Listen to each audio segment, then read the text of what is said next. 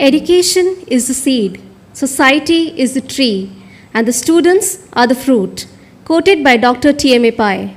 Just as a tree produces fruits that carry the essence of its health and growth, students carry forward the values, knowledge, and potential of the education they receive into the broader society. Let the chapters of your education unfold with brilliance. We are thrilled to welcome you all with open hearts and eager minds to this exciting and momentous occasion, our orientation day for the session 2023-24.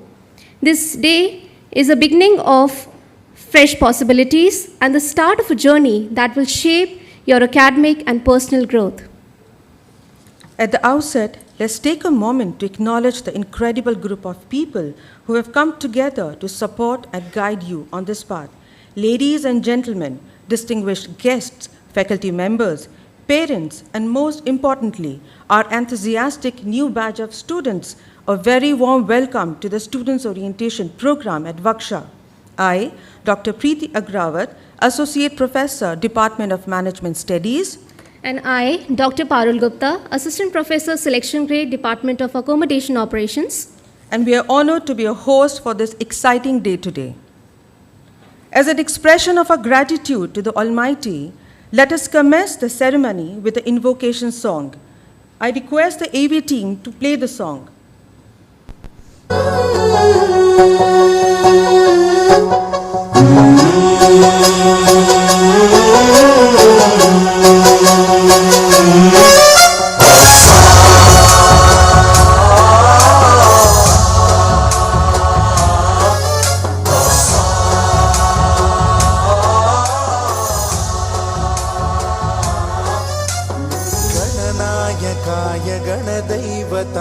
गणाध्यक्षाय धीमहि गुणशरीराय गुणमण्डिताय गुणेशानाय धीमहि गुणातीताय गुणाधीशाय गुणप्रविष्टाय धीमहि एकदन्ताय वक्रतुण्डाय गौरीतनयाय धीमहि गजेशानाय भालचन्द्राय श्रीगणेशाय धीमहि एकदन्ताय वक्रतुण्डाय गौरीतनयाय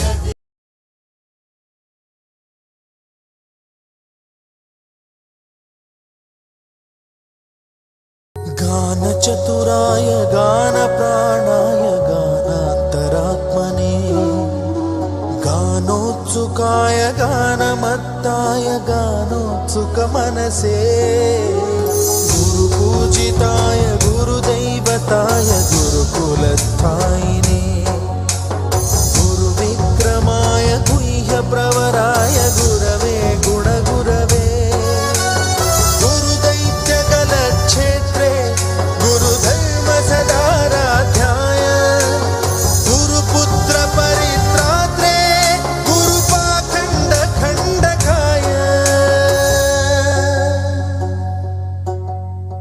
गीतसाराय गीततत्त्वाय गीतगोत्राय धीमहि गूढगुल्फाय गन्धमत्ताय गोजयप्रदाय धीमहि गुणातीताय गुणाधीशाय गुणप्रविष्टाय धीमहि एकदन्ताय वक्रतुण्डाय गौरीतनयाय धीमहि गजेशानाय भालचन्द्राय श्रीगणेशाय धीमहि.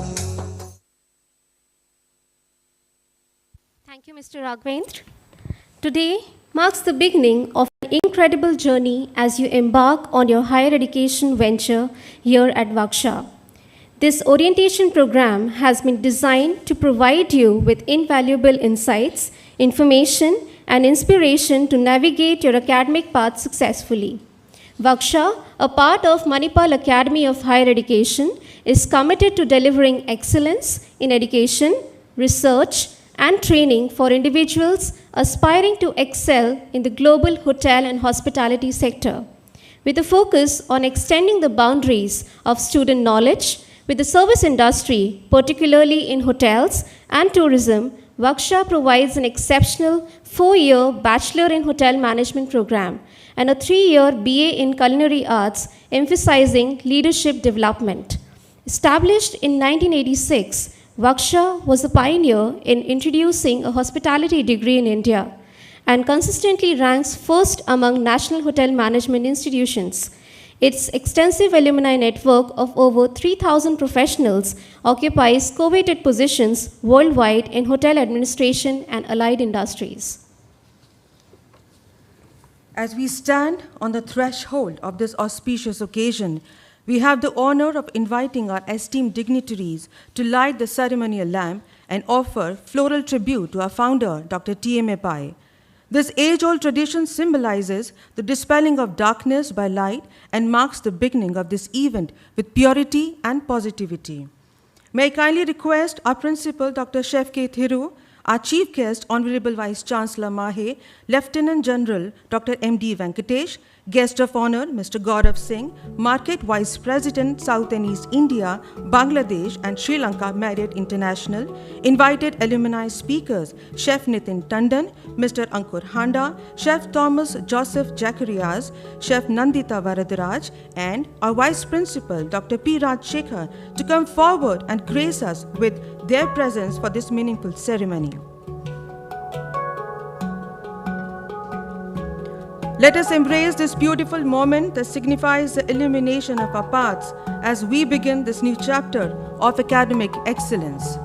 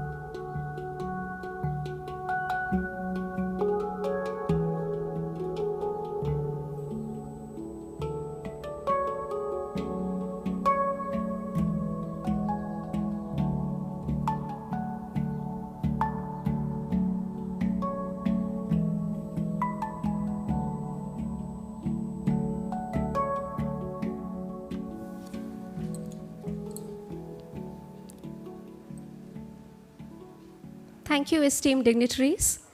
Dr. Tansei Madhav Anant Pai was an Indian physician, educationist, banker, and philanthropist, most well known for building the university town of Manipal, India. He was the first to start a private, self-financing medical college offering MBBS in India. Dr. Pai established the Kasturba Medical College in 1953 and the Manipal Institute of Technology in 1957, which was followed by a string of other educational institutions, including Manipal College of Dental Sciences, Manipal College of Pharmaceutical Sciences, and Manipal Pre-University College. He, along with his brother Upendra Anand Pai, also established Syndicate Bank, originally in Udupi, Karnataka, which has its headquarters now in Manipal and Bangalore. He was responsible for its popular pygmy deposit scheme. Dr. T.M.A. Pai was conferred the Padma Shri by the Indian government in 1972. He was awarded the degree of D.Litt by Karnataka University, Dharwad in 1973 and Andhra University, Visakhapatnam in 1975. The Government of India brought out a stamp commemorating Dr. Pai on 9th October 1999. He has also been recognized by Ripley's Believe It or Not as the person who has established the most number of educational institutions in his lifetime. Now, with the lamp's radiance infusing our hearts, let us move forward, guided by the light of knowledge and the spirit of this memorable day. We are privileged to have with us some esteemed personalities who have been instrumental in shaping the college's legacy.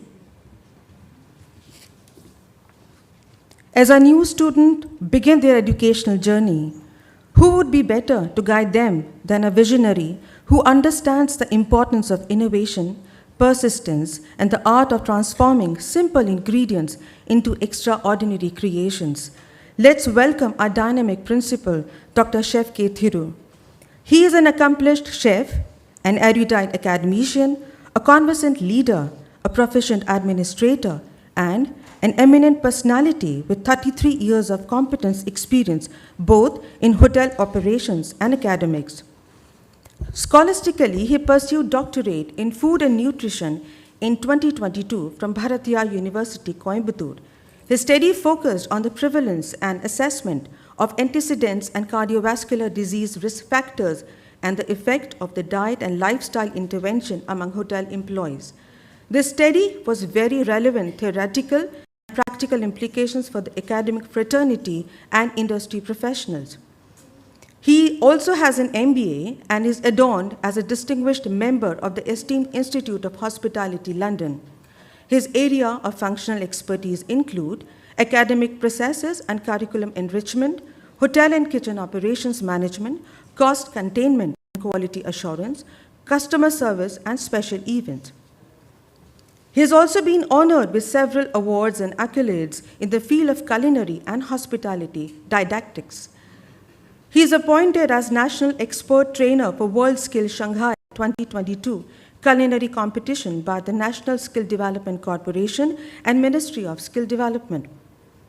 He received Best Principal Award 2020 at Global Education Skills MSME and Entrepreneurship Summit Leadership Award, International Chamber for Service Industry.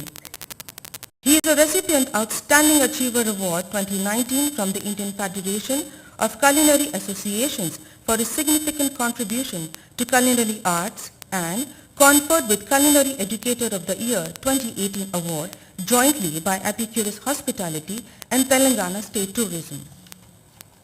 He received Cochrane Fellowship Program in Culinary Arts in 2016 from United States Department of Agriculture associated with food endeavors and various US states.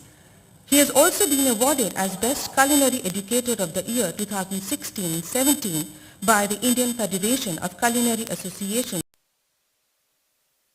Chefs Society, Paris. During his leadership, WGSHA has received the prestigious global accreditation from World Association of Chefs Society in 2019 and Indian Federation of Culinary Association for providing students quality hospitality and culinary education in 2019. WGSHA has been accredited by the Hotel Schools of Distinction, USA in the year 2021. What makes this recognition more special is the fact that WGSHA is the only hospitality school in Asia-Pacific region to be so recognized and only the 9th in the world. Dr. Chef K. Thiru has been instrumental in launching two unique and first-of-its-kind master's program, which are MA in Indian Cuisines and Food Culture and Master of Hotel Management. He has contributed and facilitated some great milestones and best practices at the institutes like outcome-based education, innovative research, alumni mentorship program, curriculum conclave, commercial restaurant and bakery operations, including various industries, academia interface programs, and alumni virtual lecture series. He is also a member of several governing councils and boards of studies. I cordially invite you, sir, to address the gathering with your enlightening words.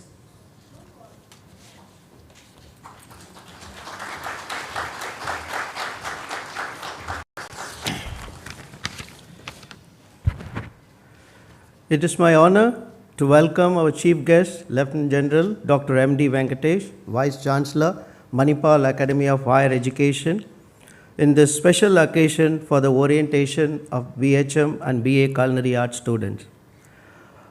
Manipal Academy of Higher Education has always supported and inspired us towards innovation and quality education, and your presence in this testimony of the encouragement from MAHE. We welcome you, sir.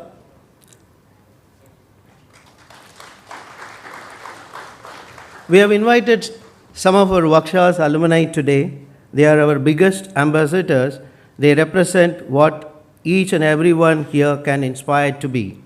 Let me start with Mr. Gaurav Singh, as a Market Vice President of Marriott International, taking care of South and East India, Bangladesh and Sri Lanka, is an alumnus of BHM 11th course. He played a key role opening more than 50 plus hotels in India, Bangladesh and Sri Lanka. On this juncture, I would like to thank formally Mr. Gaurav Singh for recruiting large number of students from WGSHA. Last year, he recruited 38 management trainee program, Voyager program for our students. And yesterday when we had a conversation already, he promised coming years he was going to recruit 100 plus students. So the fourth year who are in this presence in this all, be ready. And also whenever we seek permission from Mr. Singh for expert session, he never said to WGSHA, and various expert session, he always sends his senior management team to come and interact with our students. We once again welcome you for this orientation program, Mr. Gaurav. Mr. Nitin Tandon, chef turned to be entrepreneur, is a MD of Bharat Hospitality, Kanpur. He is from 12th course BHM, and I've been interacting with Nitin more than almost close to 23 years, and I've seen him as a student, and he used to take active participation in all food festivals and various co-curricular and extracurricular activities. And I could witness that 85-year-old Bharat Hospitality, what transformation he has done, and with his able leadership, we are happy and we are honored to have you here, Nitin. Welcome you. Ankur Handa leads partnership and business development, Fans Craze, being from 17th course BHM. He held several coveted positions across various services industry prior to this current position. I happen to be class teacher for 17th course, and I know what they are up to. and Ankur is one of the students who is always interested in overall development, and it was privilege for me to teach, and also being 17th course teacher, class teacher. And I used to keep them busy, otherwise they will keep me busy. So that's, and welcome Ankur. Thomas, no need of introduction. In fact, Thomas was one of our gold medalists. In fact, Thomas not paid single penny for his studies here. The reason is that every year he used to top in the university exam. That point of time we had a policy that whoever is the first rank, we used to repay entire tuition fees. So he studied here, complement studies. But he is giving back to his alma mater in a different way, and he is so humble, and whenever I reach out to him, he is ready to help in terms of whatever possibilities. The one nostalgic moment I could remember, when his graduation, he couldn't make it. At that time he was in Culinary Institute of America pursuing his associate degree program, and so he couldn't make it for the convocation, and Dr. Balal was chief guest that point of time. So Thomas' parents was able to make it. So Dr. Balal thought that Thomas' father, actually, he thought that that's a Thomas. So when he went to the stage and he could not hold all the trophies and certificate, So when Dr. Balal started his speech, said, look at Thomas Zacharias who's sitting here. I'm very happy to see him that he, swept all the prizes. So then we went and told, no sir, his dad. So thank you, Thomas, and what work you are doing for the Culinary Society. It's an amazing, and you were a trendsetter for restaurant industry space where because you inspired most of the students, and Bombay Canteen, when you were one of the co-founder and you were heading that Bombay Canteen, and you set the trends, and still many students want to go and train there. Thanks to you. And what work you do for a Locobar, it's a great. I'm sure that Government of India soon will recognize your work, and we welcome you, Thomas. Chef Nandita, a very bright graduate from second course of BA Culinary Arts. She's right from the day one, she's very passionate and accomplished culinary professional. And what I would, see in Nandita's leadership quality right from the day one onwards, she don't want to confine her learning within the classroom. She always there to help me. In fact, single-handedly, we used to coordinate for all the internship for the Culinary Arts department. She was an instrumental. And also, she used to be a course rep. And she's also was a best graduating student. She won Chef Vikas Khanna's award as well as. And currently, she's a pastry chef at Chocolate, India pioneering tree-to-bar chocolate brand. She's conducted excellent workshop for our students, and it was well received by all our students, and in fact they've been asking when she's going to come and do the demonstration once again. We welcome you, Nandita. And also I take this opportunity to welcome Mr. Rupesh Pandey, General Manager, Fortune in Valley View, and also my former colleagues, Professor Father Lobo. He retired 10 years back. Students have very fond memory on them. So whenever we have an official event, I have to make sure that I invited Father Lobo in my list. Thank you, Father, for your presence. And also Professor H.S. Sethu. She's been associated with this college more than 35, I'm right, man? 35 years plus, and recently she took not volunteer, she was in PRE, post-retirement engagement, and she wanted to take a break due to her personal reason, but however she is going to teach as a part-time faculty. We welcome you, ma'am. I welcome all parents and guests who have taken time out here to with us for 3-4 days, and the past 3 to 4 days, I know you had an hectic schedule, and students, please remember this, how much time your parents are spending with you, and they have so much of love and affection with you. That is why with all their professional work and they are here for past 3-4 days just because of you. I have spoken enough in the past 3 to 4 days, and we had a very good interaction, but all I want to tell you, I have taken through all of you through entire presentation about the MAHE, about ITC, as well as about our resources, and it is your job to make use of this opportunity, and you have a choice what you want to achieve. Team WGSHA and ITC and MAHE leadership team always will help you to achieve your professional goal, and we would like to see you as in future, because as you see that the way in India progressing, you have a bright future, and alumni who are seated here, and you should see that the amount of opportunity it's going to come to you in future.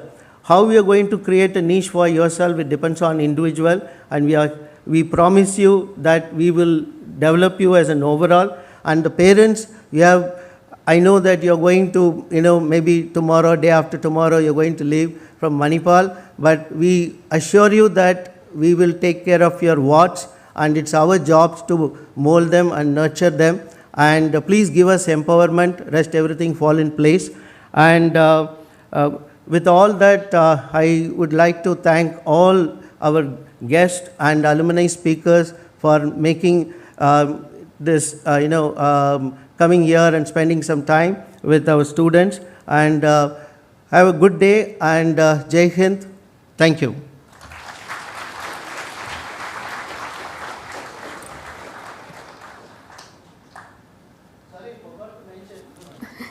It's okay. And I would like to thank Deepa Jain and Harkirat Singh. Harkirat's from 5th course of BHM and Deepa's from 10th course BHM. They admitted their wards here, sir. Deepa, could you please raise? And Harkirat? Sorry, both of you seated in the last. Thank you so much. Thank you.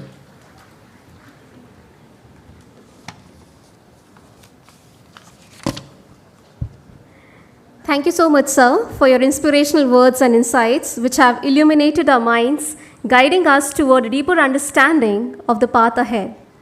Let us now welcome our chief guest, Honorable Vice Chancellor, Lieutenant General Dr. M.D. Venkatesh. He is the 7th Vice Chancellor of Mahe, Manipal. He graduated from Mysore Medical College in 1978 with an excellent academic record of accomplishment and was commissioned into Army Medical Corps in 1979.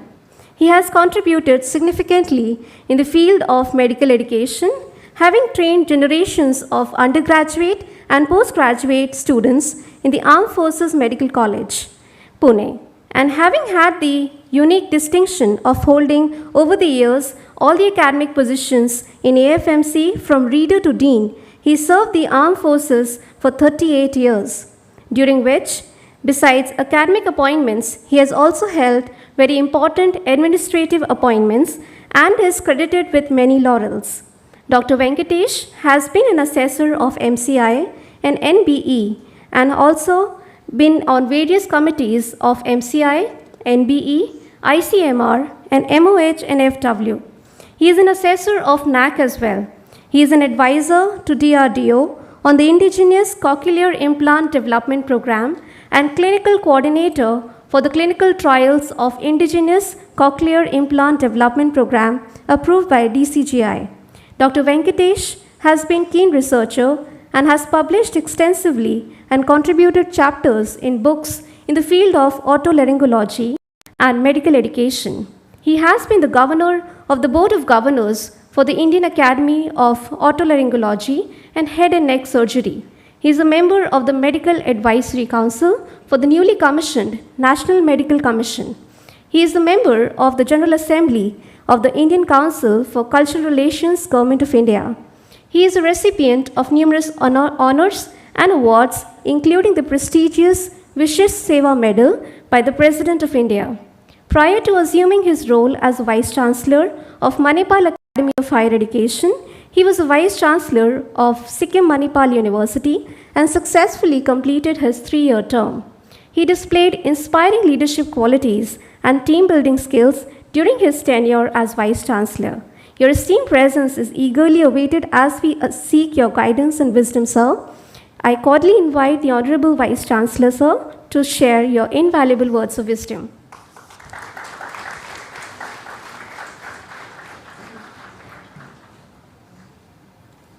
Thank you.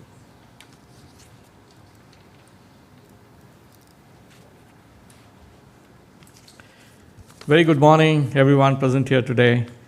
Warm greetings to all of you from Manipal Academy of Higher Education, an institution of eminence deemed to be university.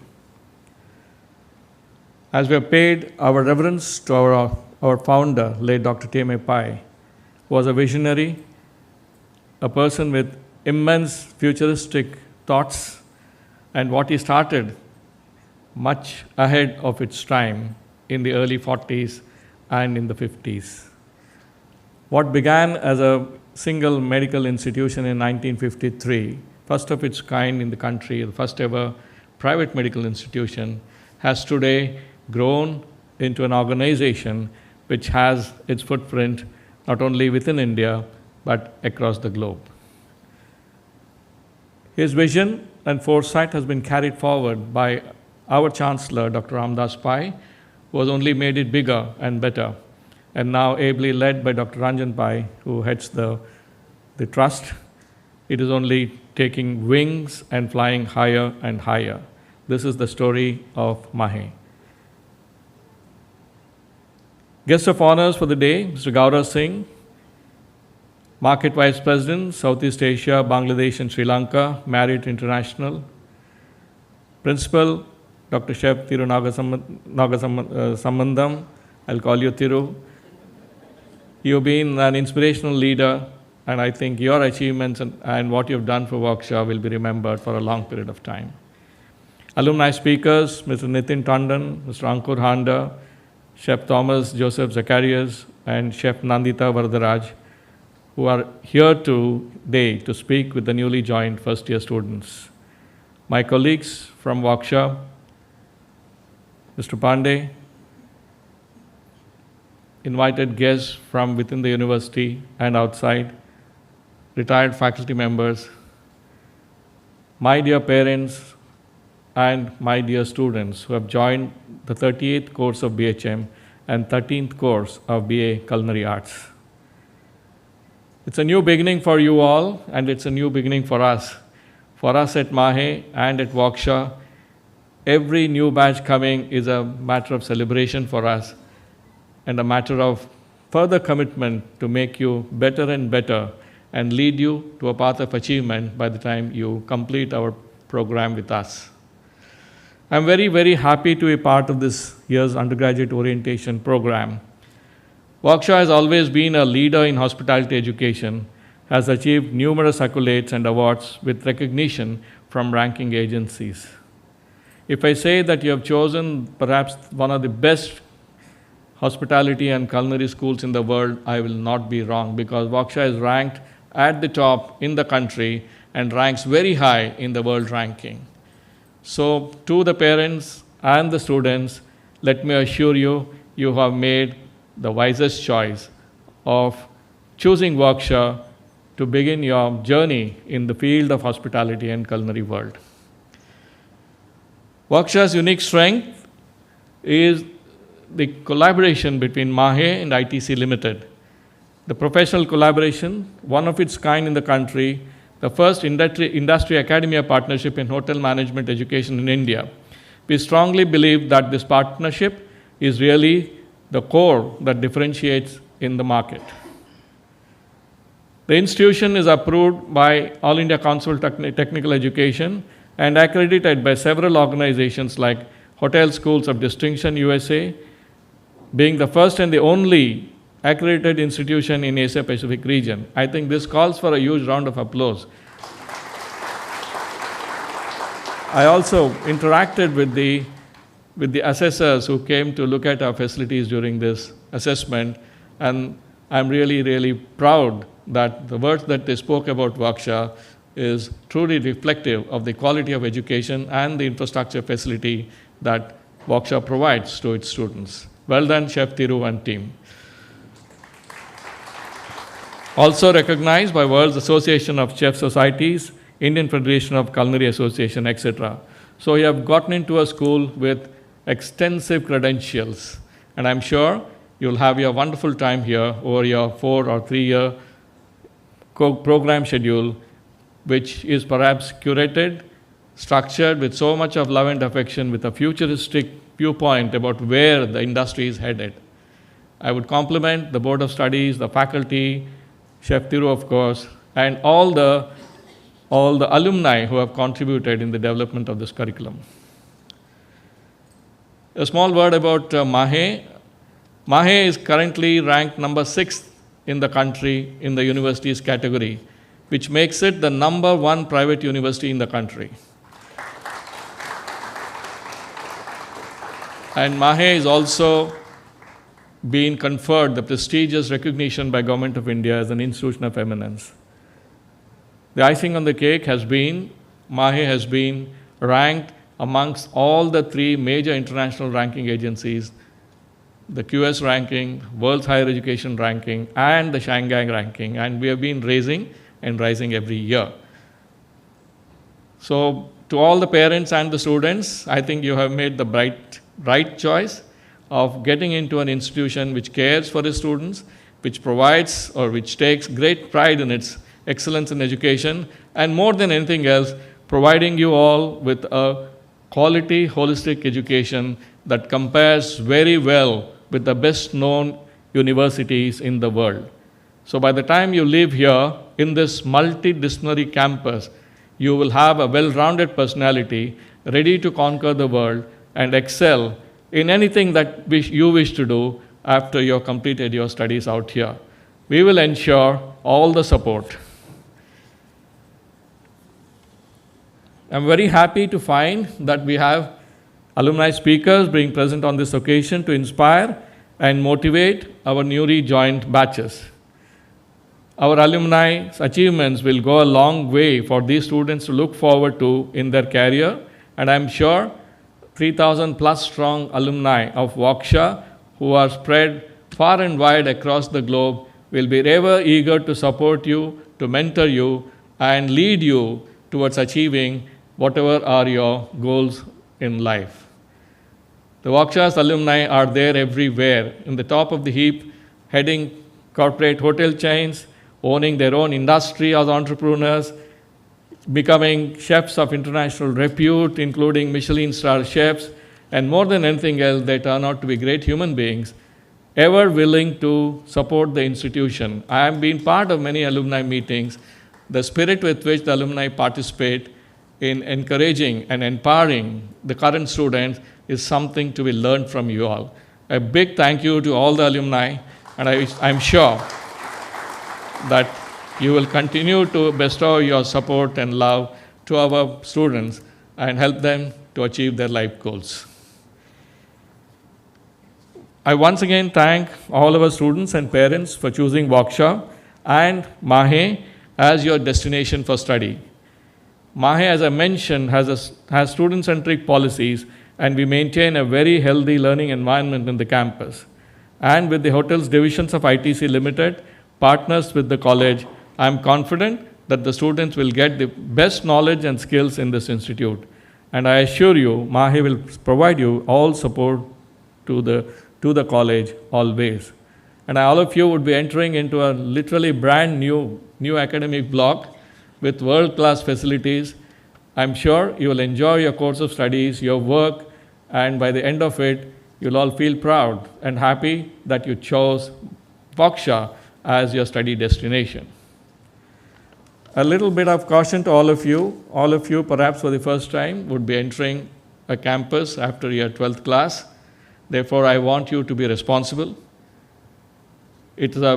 Opportunities are aplenty, distractions are aplenty, and the freedom is also there with your parents away from you.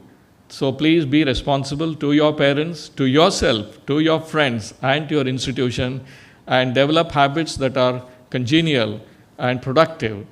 And I'm sure the parents, from my side, sir, from Professor Thiru and me, we assure you the safety of your wards, but I would request all the parents to not actually having a very, very close watch on your wards, but have regular interactions with them, look at them. The deviations can easily be spotted by when the mother receives the call from the child. Therefore, your cooperation is very much required for us to ensure that our efforts towards providing a safe and congenial campus life is supported by you all. Let me assure you that we will take all that is required to make your child safe and also to ensure that he gets the best quality of education and the student life and the campus life as he progresses in studies. So we are all very proud of WGSHA. It's truly a jewel in the crown of Manipal Academy of Higher Education. And I always find students enthusiastically and very actively participating in all the university activities. So they're very, very competitive, even as late as day before yesterday during the Independence Day parade. The students of WGSHA marched brilliantly and won a prize. So that is something that we need to look at. So the discipline and the way they marched and the way they saluted was really heartwarming for a person who was in uniform for 38 years. So let me compliment Chef Thiru on this occasion and the students who participated in the parade for their outstanding effort. So at the end of it, to all the new students and their parents, very, very warm welcome to MAHE and WGSHA.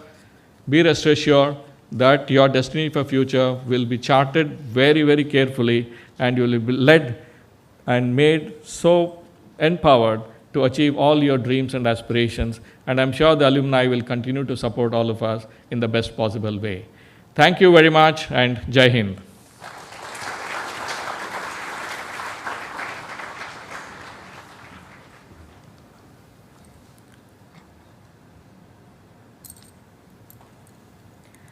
Thank you, sir.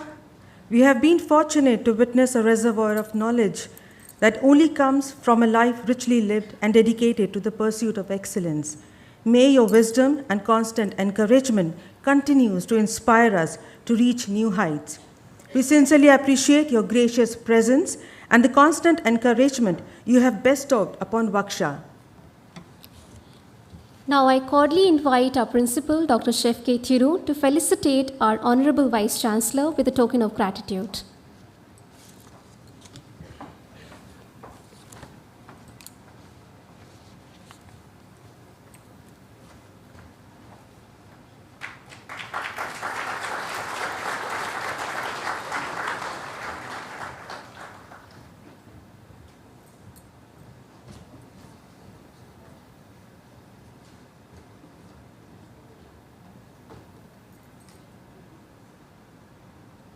Thank you, sir. Let us extend a warm welcome to our esteemed guest of honor, Mr. Gaurav Singh, Vice President, Market Vice President, South and East India, Sri Lanka, and Bangladesh Marriott Hotels India Private Limited.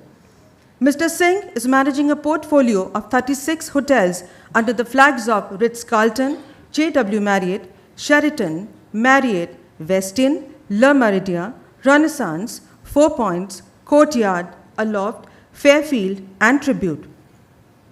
His career spans over 2 decades in various cities across India. Over the last 8 years with Marriott International, he has led hotels in Ahmedabad, Bangalore, East India, and Bangladesh, and was most recently based out of the JW Marriott, Kolkata. Known for his strategic acumen and ability to adapt and manage in challenging environments, his hotels have had phenomenal results under his leadership and guidance, winning multiple Marriott International awards, including Hotel of Year and General Manager of the Year in Asia Pacific and globally. Mr. Singh is a boarding school alumnus from Mayo College, Ajmer, with a bachelor's degree in hotel management, 11th course from WGSHA, Manipal, and a PG diploma from WMI, Gurgaon. Alongside this, he has done various management courses with Cornell University, Harvard Business School, and University of North Carolina in the USA and IIM, Kolkata. I'm thrilled to extend an invitation to a guest of honor whose influence and achievements have inspired countless individuals. Your presence here is a testament, sir, to the significance of this moment, and we eagerly await your insights, and that will undoubtedly enrich our minds. We welcome you, sir.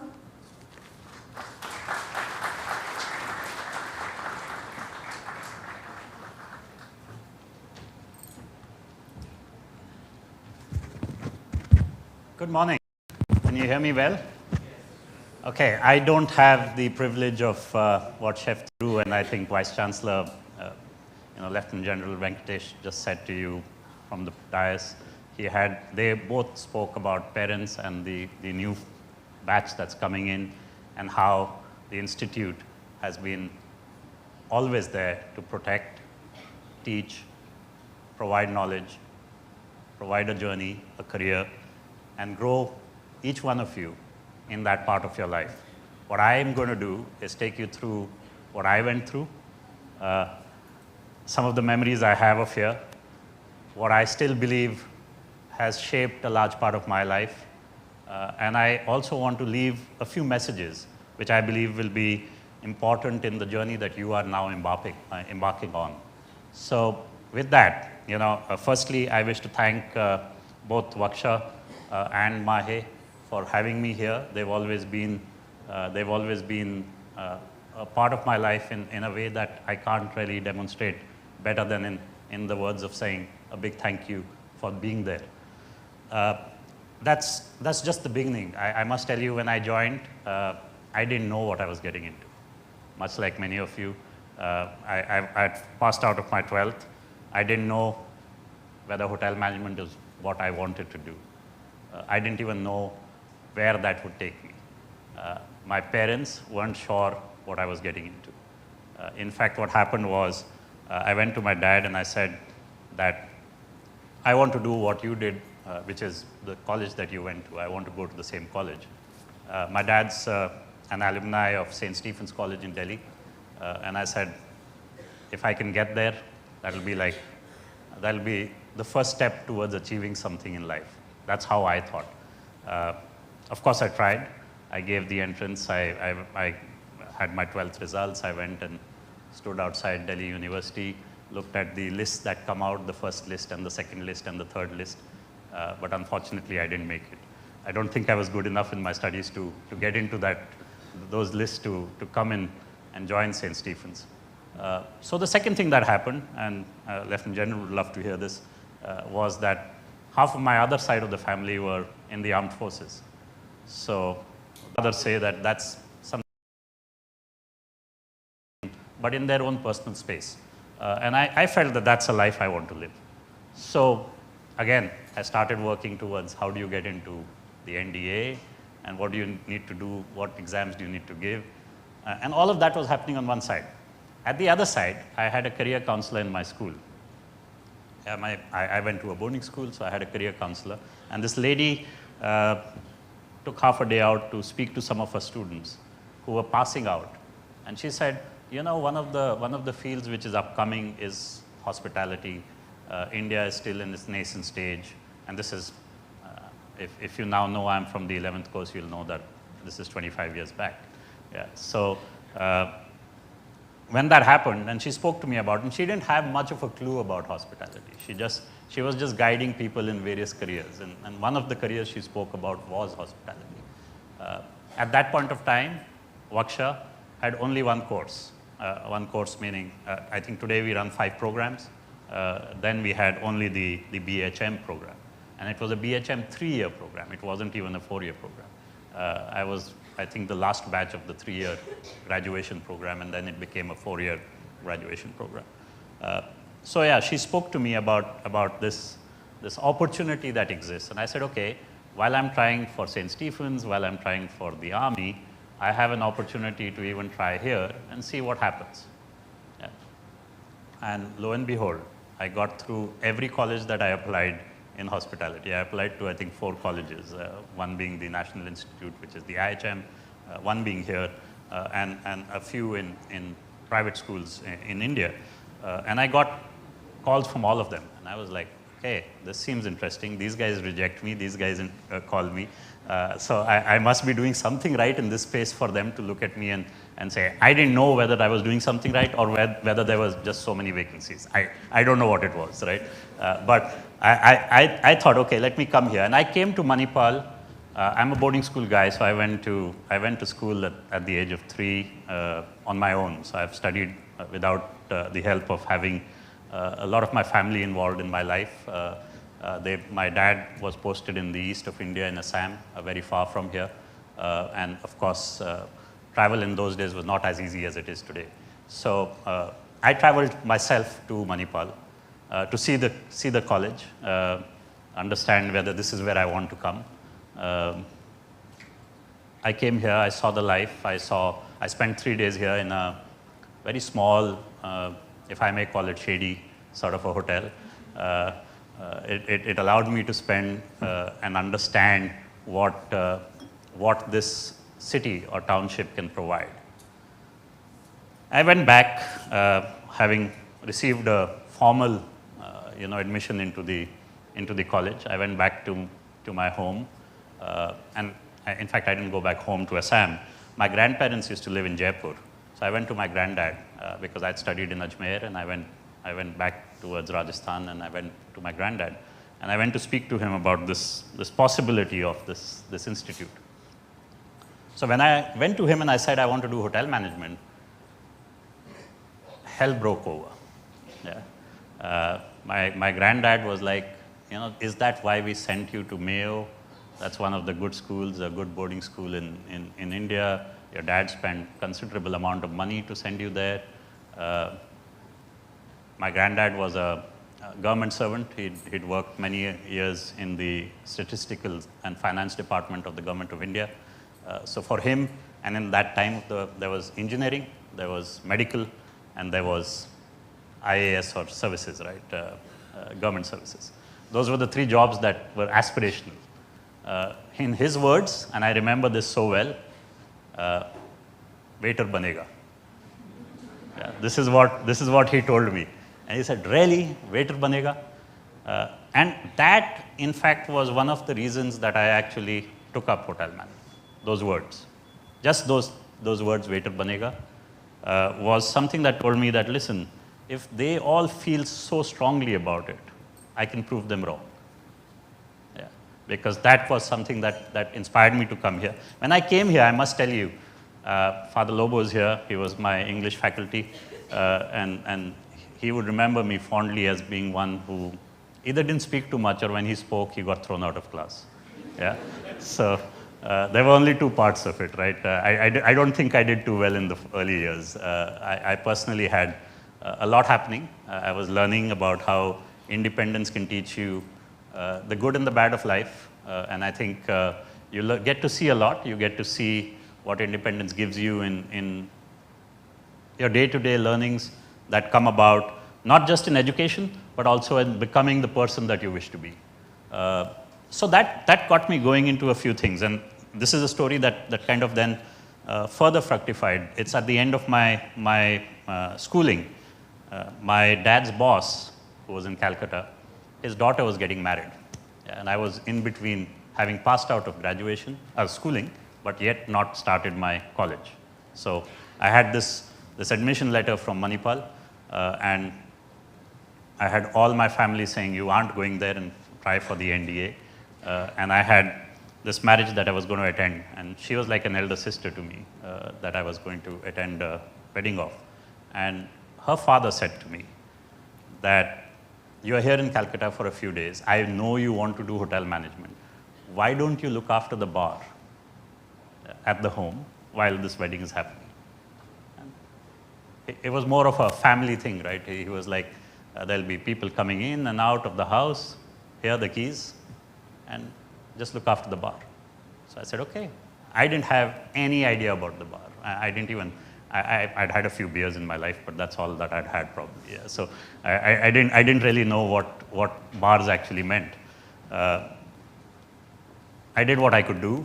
There was a long 5-day typical Indian wedding that keeps going on, and people keep coming in and out, and people have drinks, and many get drunk, and I was responsible for that whole exercise. But what happened there was that I started to see that I was quite good at this, and I don't know how I was good at it because I had zero knowledge about it. So that was another inclination that happened to say, listen, may I join hotel management and maybe learn more in this field? Yeah. So that's my first tip to you. If I take it from there, it's the first tip that I'm going to give you, and this is for the students. Keep your hunger for learning through your life. If you look at what many spoke of, and when Chef Thiru was being introduced, I could only hear that he's continuing to spend time in educating and upskilling himself. After being in this field for 35 years, if he continues to do that, there is nothing better that one can do. Knowledge cannot be taken away from you. You can take away many things, but knowledge is going to stay with you for all your life. So the hunger for knowledge is something that you need to desperately have. I didn't have it when I joined, and I wasn't as fortunate as you all are today, where somebody could come up and tell you that this is important. I don't know if you believe me. I don't know if you understand me. But all I can say is, even if you take 5% of what I'm trying to say, you will make a big difference in your life as you go along. I learned that later. My hunger for knowledge continued. Let me give you an example of that. I spoke of the bars. So my first job was that of a bartender. Yeah. The first time I became a manager, I became a bar manager. The first 10 international holidays I went and did in wineries, breweries, distilleries. Because then it became a passion for me to say, I got to know everything in this space that nobody else knows. Yeah, so I went from Cape Town, driving into Upper South Africa, into Stellenbosch, and learning about wines there. Then I went into Burgundy, down south from France, from Paris, driving into Chablis and then into Burgundy to learn about Pinot Noirs and Chardonnays. Yeah.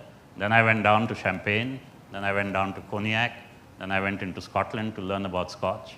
Then I went into the Napa Valley to learn about that. And now it tells you that I could do all this. Why? Because there was a passion.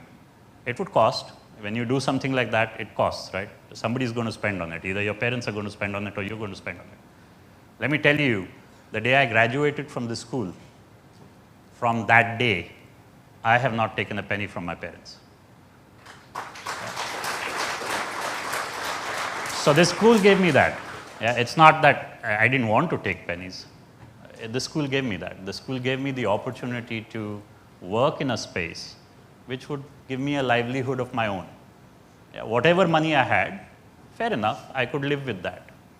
Yeah, it's obviously grown in time. When you get introduced into such podiums and spoken about to say that you've achieved something, you start feeling as if something is good has happened. But in my view, as I said, my hunger is crazy. I just feel I've taken the first step. Yeah, I feel there is a long, long way to go. There is so much more to learn, and there's so much more to share. So from my perspective, that opportunity that came from the school was of many things, and Vice Chancellor touched on it right at the end, and I think that's an important second message. It was part of my second message, but he put it right at the end, and I think that's the baseline of everything that we do, that as students and as parents who are here, there is a responsibility that each of you carry, and I think that word is extremely important. That responsibility is very difficult to understand as a student because you're here to have a life as a college student, and there is many things that come with it. But Vice Chancellor put it in a very nice way where he said that when you get the call from the mother or you can have that conversation, the mother will always know, right? She'll have a hint, yeah, that a son or daughter has done something unusual or is doing something unusual. And that hint is enough for you to wake up and either jump onto a plane or a train and come here or talk to Chef Thiru or the team. I think that's critically important. But at the same time, from a perspective of the students, this journey of coming out of your 10th and 12th into college starts the journey of you becoming responsible. Till then, you were forgiven for everything that you did. Now, when you do something, you will be held accountable. Yeah, in one way or the other. Whether God holds you accountable, whether the faculty holds you accountable, your parents hold you accountable, or your friends, everyone will hold you accountable for something or the other.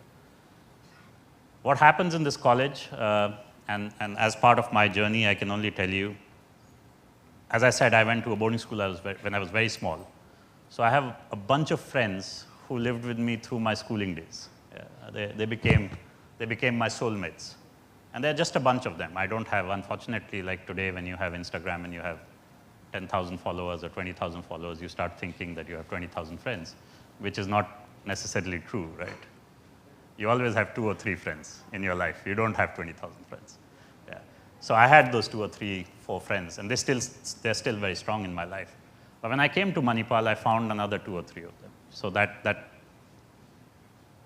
sort of group grew. Again, I was fortunate. We were only 100 people in our batch.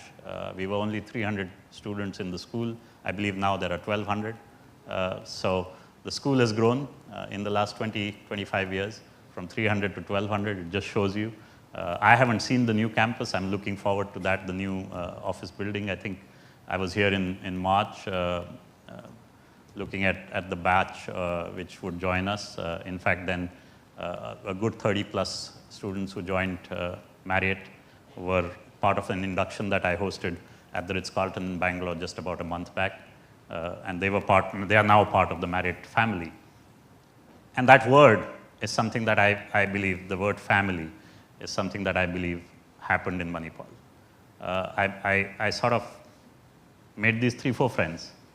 Amongst the 3-4 friends was a girl that I dated here. Yeah. And she then went on to become my wife. She's the mother of 2 of my kids. We've been together from first year college, first day in college, and we've not looked otherwise. We've had the most wonderful journey together. She was my batchmate. She is now my life partner. And as I said, you can't imagine when that life partner is also your best friend, is also the mother of your kids, is also your go-to person. There is nothing better. So yeah, I found family here. Yeah, and that's an unusual one. And it was not just that family, it's the family of, and I'll tell you, my son was born, my son is now 15. My son was born in Agra. And when he was born in Agra, Father Lobo was still teaching here. And I remember so fondly that he came on a visit to the Taj Mahal, and we had a meal together at home. And I was like, I was enamored by the fact that this is the man who used to throw me out of class. Yeah. And now he's here having a meal with me at home with my son, because he heard, I think, that he'd just been born, and he came to bless him. And in that manner, I must tell you that family has grown over time. And when Chef Thiru says that I come back here and I'm in a position today to be able to assist the kids of tomorrow to join the industry, I don't do it just because this is a family or because I'm an alumni. I do it because I strongly believe that the education that the kids of this institute are receiving is the finest in the country. I don't say that because I'm here. It's a testimony of something that I do because, let me tell you, we recruited 200 management trainees this year. This was our largest batch in Marriott International, 204 to be precise. Yeah. We went to 38 colleges to recruit 204 students. Yeah. And guess what? The largest batch was from here, and there were 38 of them.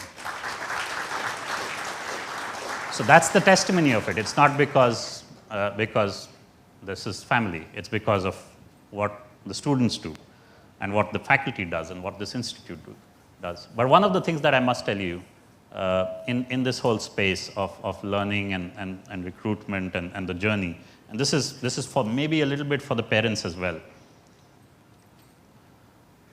Today, in the hospitality field, I don't know how familiar you are with the hospitality field, but I can't talk for independent restaurants, and you have some other alumni who will naturally help you with the rest of the industry. But I'm going to talk hotels in particular, because that's where I've been. I joined the school, and I stayed with hotels, and I've never looked out of hotels, and I've not had one day of regret to say I have not enjoyed working where I do. I've actually enjoyed every day of my work. In the early years, it was a lot of hard work. I went to work at 10 in the morning, opened the bar at 11 in the morning. I used to have the keys, I used to open the bar. The bar used to shut at 2 at night. I would then do accounting of the bar and the cash and the sales and everything. And I'd go home at 4 in the morning. And I'd again be back at work at 10 in the morning. That's how it was. Yeah, but I didn't miss it because I learned. Yeah, today I can be quite confident that I can challenge somebody on the knowledge of alcohol because I've been through that. Yeah, it's not my love for alcohol. It's not that I drink that much, but yeah, it's that knowledge has kind of allowed me to say what I say to you. But what I want to say is that the hotel industry today, and let me give you in 2 stages this example. Marriott today, the company that I represent and work for, and I've been with them for a decade now, we open about 15 to 20 hotels in India every year. We open a hotel a day worldwide. A hotel a day. Yeah. We are 8,500 upwards in the world. We are 147 hotels in India, and we are opening a hotel a month in India. So about 12 to 15 hotels a year in India. Each hotel, if it has 100 rooms or 200 rooms, you'll understand that. There's a thumb rule in India of number of people that work for a hotel. Yeah, the thumb rule is pretty much 1:1 in India. Yeah, so if you have 1 room, you have 1 employee. If you have 100 rooms, you have 100 employees. Yeah? Pretty simple maths. Indian hotel, all brands, Marriott is just one brand. If you look at many brands, all brands together add about 100,000 rooms per year. 100,000 rooms in India. Yeah, 1 lakh. Okay? So if you add 100,000 rooms, you need 100,000 employees. New employees, because you're adding these rooms. These are new rooms, and then you need new employees. Okay? Now, if you need 100,000 new employees, they're going to come from where? Hotel schools, right? In hotel schools, and this is one of the, and you heard it a number of times, one of the better institutes, one of the more established institutes. Given all of that, across India, with all the government support and all of that, we have, I think, 35 or 40 recognized IHMs. Yeah. We have another 10 or 15 other private institutes like this. So we have, let's say, 50 institutes. Let's double that for the sake of those institutes that I don't recognize or I don't know. Yeah. They may be in some villages or towns that we don't know about. So let's say 100 institutes. If 100 institutes take out 100 students per batch, 100 into 100, simple maths, 10,000, right? And you need 100,000 every year. So 10,000 people join the industry, and 100,000 is the need of the industry. Can you imagine what that does? And that's where I'm talking to the parents more than the kids. What that does is it creates two things. An immense shortage, which everyone's understood, yeah, and a fabulous opportunity. Yeah, because that gap essentially means if you're good, you're going to shine. If you're average, you're still going to shine. If you're bad, you're going to have a wonderful career. Yeah. I can tell you that. There is nothing that's going to stop you from a career in hospitality that is going to take you up and up and up. The only thing that is going to stop you is your own will, the will of the child today, to be able to go through the rigmarole of the learning that this field has. It's a vast field. We have 4 or 5 chefs sitting in the first row. I can tell you, the kitchen alone has, it's a field, if I spend my entire life studying, I'll probably know 1% or maybe less. If I study every day, I'll know probably less than 1%. That's how big and vast this field is. The ingredients, the spices, the cuisines, the types of cuisines, and then and everyone will relate to this. What your mother cooks at home cannot be replicated. Yeah. Yes, of course, there's the mother's love in that, but it still cannot be replicated because those recipes are family recipes. Yeah, they've come down from the grandparents and from the household, and it can't be taught. It's not possible to be taught. So the field is so vast, and this shortage is so real. If I look at it from a perspective of when Chef Thiru says that he's been kind enough to come back to Manipal, I have a vested interest in coming back to Manipal. The interest that I have is to tell you guys that even if you spend basic education and do good work, you will have a very strong career in hospitality, but you have to be able to do that. Yeah, I've been in this industry now for 25 years. I told you I started pretty much at the grassroots level. My first salary was 2,500, 2,700 rupees to be precise. Yeah. 2,700 rupees was the first pay salary that I got in my month end of taking up a job. And the job that I got out of this college was one of the finest that one could get. I was lucky enough to be picked up from this college to be part of the ITC Management Institute. Yeah. And I graduated out of there. And that's, after doing all that, my salary was 2,700. Yeah, so you can imagine, I got amongst the better jobs, and I got that salary. And I looked at my granddad, and it came back, waiter banega, and it came back to me. It's like, you know, that really, this is not going to help, right? 2,700, it'll be tough for me to live in that kind of money. Yeah. And that, I guess it was a little later, not in the college years, but a little later when I was doing my post-graduation and after, I realized this responsibility piece, the second space that I spoke to you about. Because of that responsibility, of saying, listen, in 2,700, I won't be able to manage. I need to move this up. And for me to move this up, I need to work hard. I need to put in an effort to know better than anyone else. My knowledge needs to be better than the person sitting next to me. And the competition begins now, right? All of those who've joined, you're going to look at your left and your right. These are the guys who are going to compete for every seat that there is. Yeah, so you will have to beat them. And that started to happen. And when that started to happen, I started to enjoy what I was doing. It came on its own. It started to just fall into place.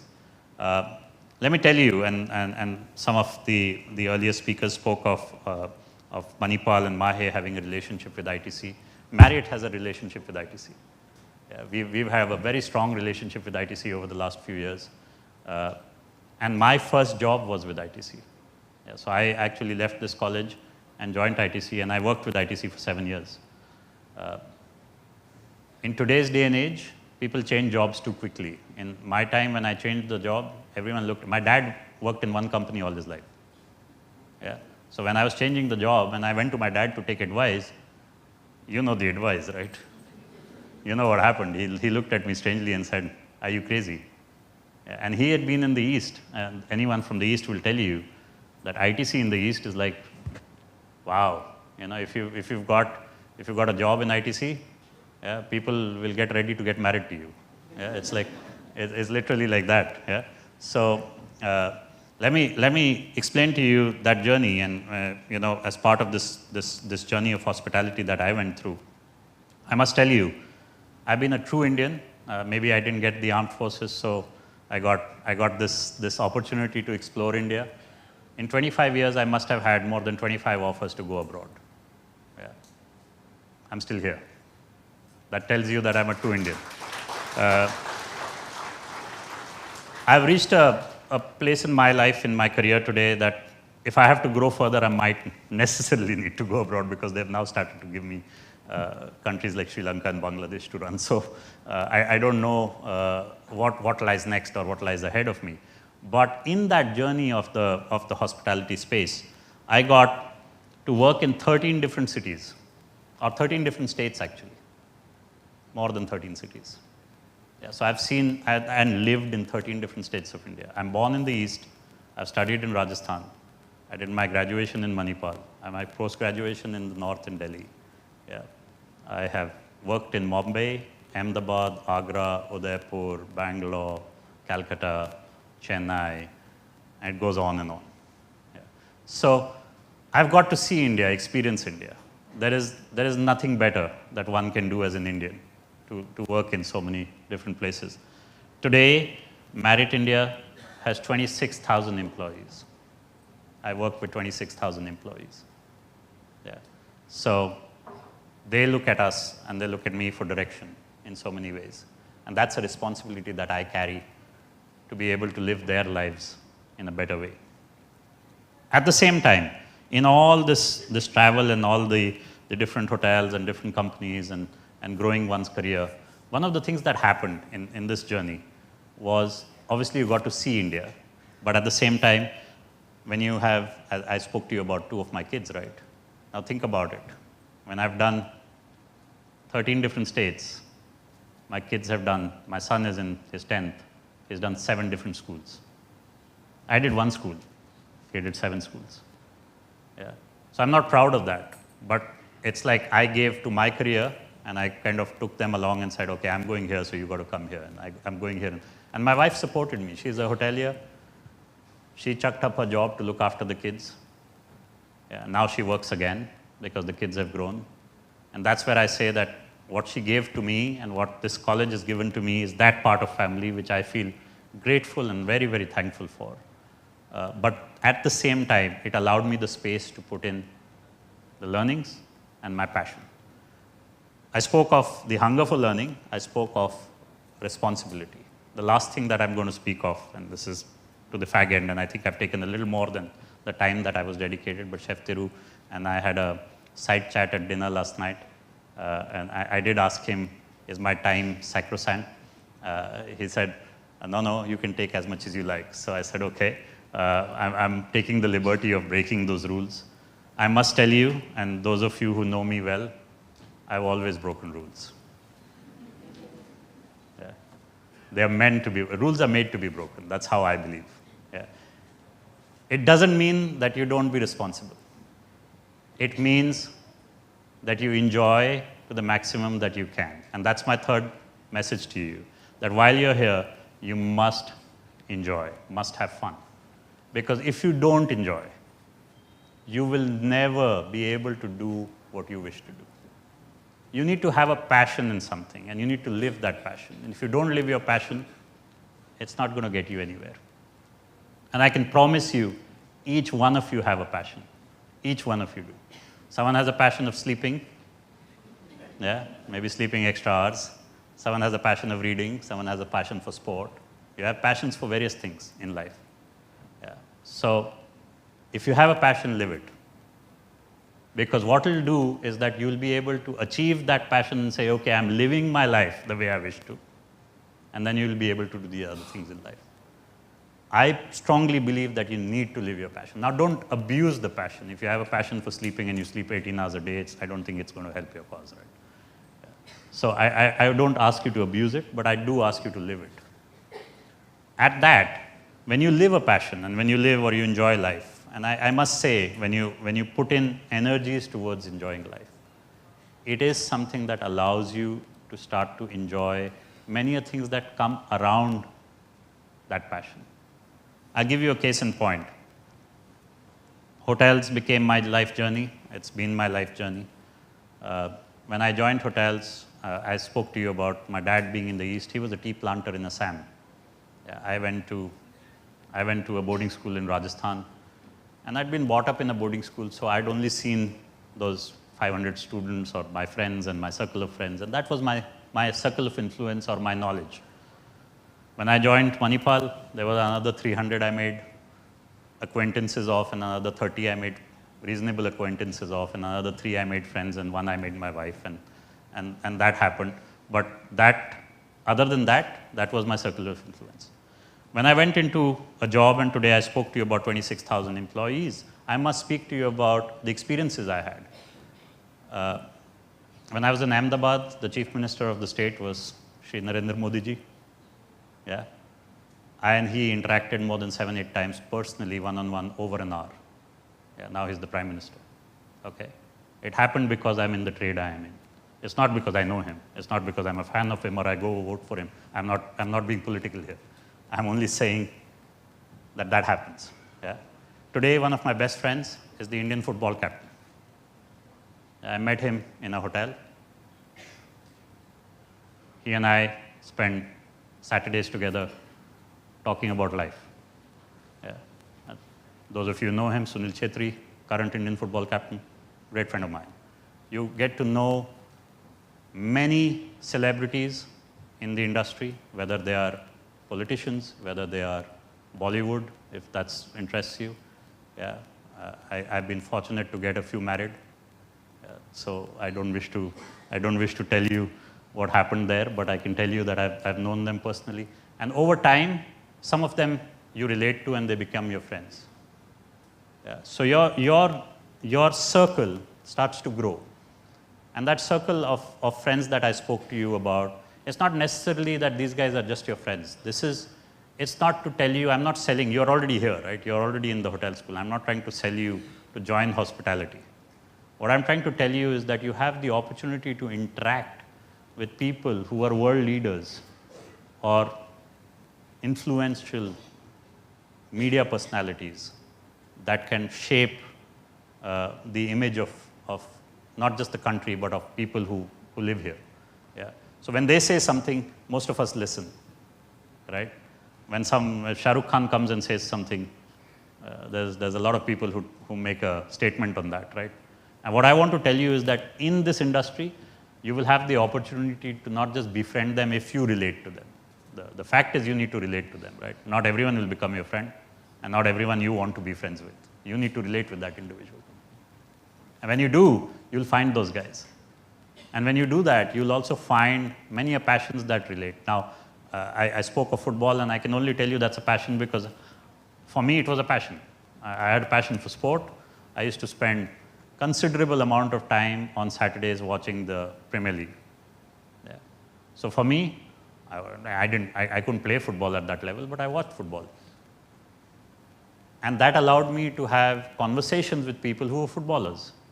I fell in love with an English league team, which is called Manchester United. Many of you may know that.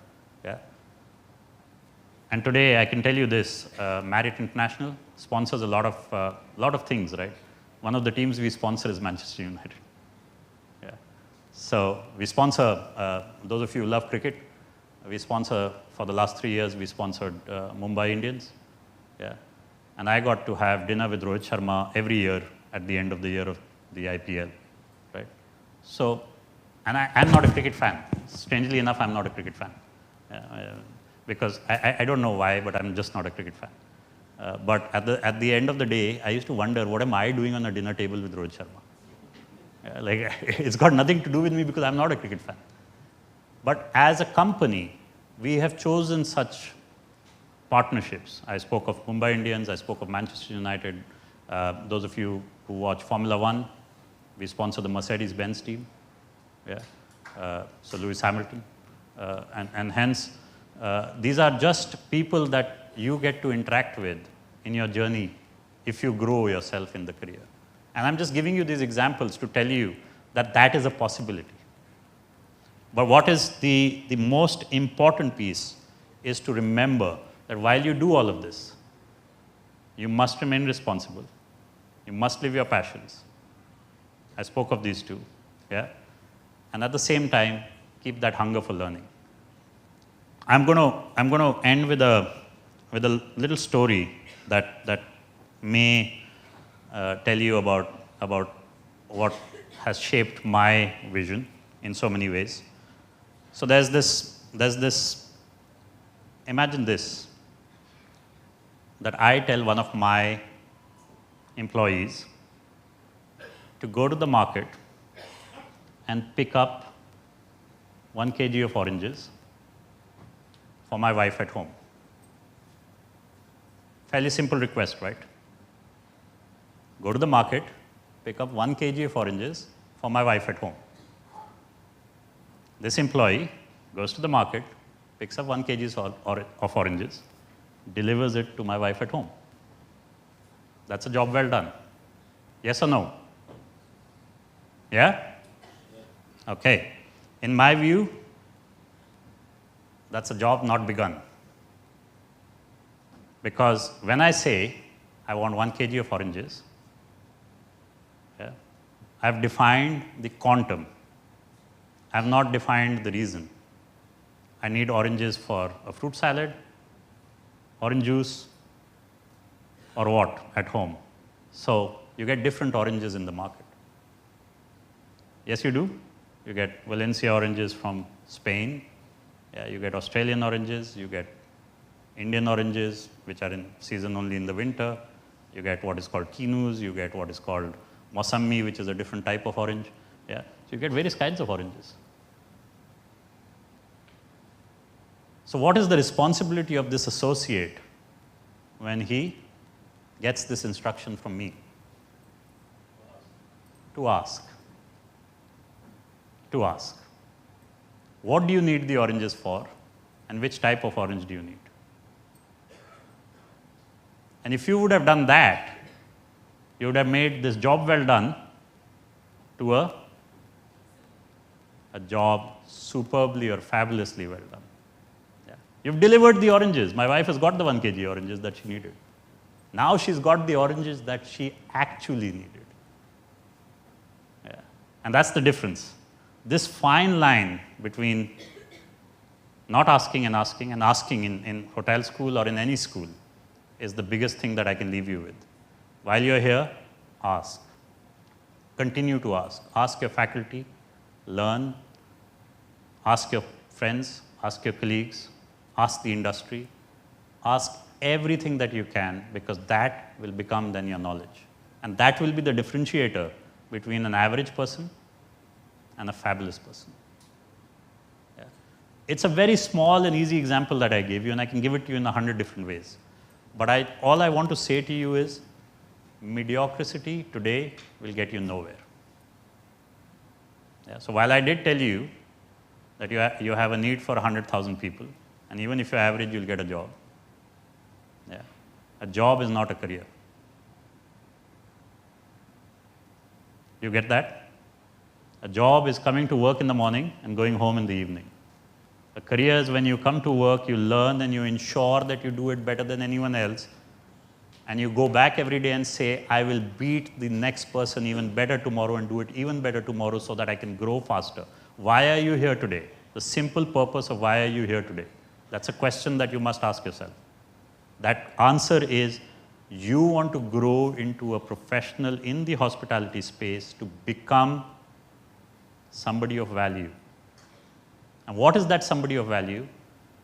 Can be that you're a good human being. It can be that you have a big designation. It can be that you earn a lot of money. It can be a lot of things. But that is personal to you. For some people, the money is extremely important. For some people, their dignity is extremely important. When I joined hotels, I must tell you, I had not washed a dish in my house. And I went into dishwashing and did a lot of dishwashing. Yeah. And that took away a lot of my dignity and pride, and it said, wow, if you know my name is Gaurav. It means pride, right? Yeah. So it took away a lot of my pride when I went in there. But it got me to become humble. It got me to learn to understand what that individual does who actually does dishes every day and what he goes through when he does that. Yeah. Imagine this, that you're doing a 9-hour shift and you're just cleaning plates. 9 hours a day. Is that an easy job? What is the knowledge that that guy is gaining? And now if you can work with that guy and get those tips of how you can clean the plate better than anyone else, is only when you're going to grow out of cleaning the plates. Yeah. That's a very difficult task to do. So my ask to you is to keep asking. Keep being superbly hungry for knowledge. On that note, of course, I'm extremely grateful to Manipal, particularly Chef Turu, WGSHA, Vice Chancellor Sir, and of course my friends and colleagues, some whom I'm seeing after a while, and a lot of the old faculty who's here as well, who were part of my journey. I don't know how many of them remember me as a good student. I hope they do. I guess when you start to do reasonably okay in your career, they start to say he was a good student, right? Yeah, that's how you earn the respect. You didn't earn it at that point of time. But I'm extremely grateful for you to listen to me. I wish you, the parents of the new batch of the BHM 38th course, I believe, and the 13th BACA course, I wish you all the success. I hope your children do well. I hope they join the industry. That it's not just about educating. I think from the education, it is about moving into actually joining the industry. I can tell you that the industry is fabulously good.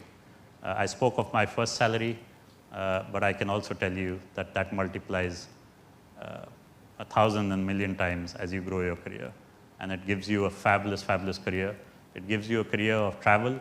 It gives you a career of friends. It gives you a career of a lot of respect. I can tell you, again, I was a late riser in school and in college here. I used to love my sleep. And then I went into WMI, and WMI used to wake you up at 6 in the morning to do PT. So I went to a boarding school and a college in Manipal where I never got up before 7:30. And then I went to a post-graduation space where they woke me up at 5:30 to go running for 5 kilometers. Yeah. So I got regimented, much like the army, and I was told, listen, this is what needs to happen if you want to grow your career. And at that time, I may have hated it, but today, I must tell you, I'm grateful for what I did there. So with that, to the parents, thank you for leaving your wards with this wonderful school. And to the students, I think the world's your oyster, so please continue to explore, to learn, to grow. And if we can help in any way, I can tell you, and I truly believe this, that from Marriott International's end, from my end, you have all our support. We will continue to come back and recruit from here. I believe this is the finest institute in India, and I can assure you that you have fabulous careers. I've already given you the statistics. Those statistics are pretty true, that you have opportunity galore. So make the most of that opportunity. Make the most of making every opportunity count for you. Continue to enjoy yourself, and thank you again.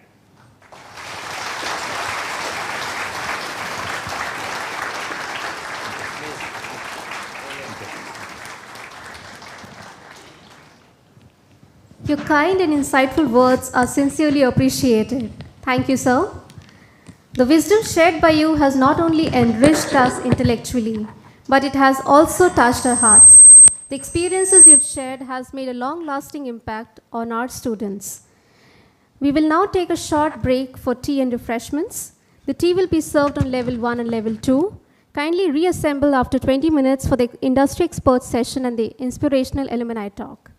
Thank you.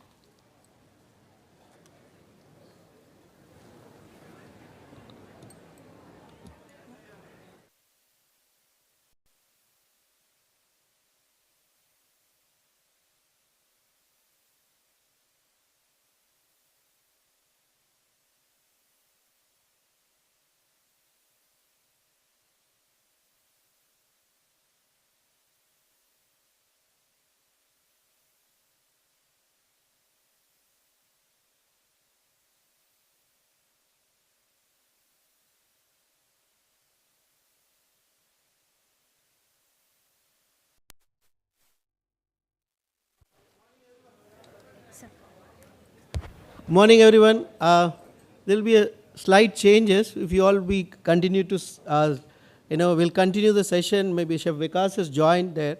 So already it's early morning for him, 1:30. So further we'll delay it. Shall we continue that? Sorry about that.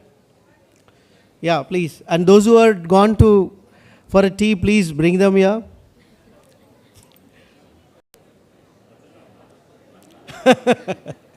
I'm sorry.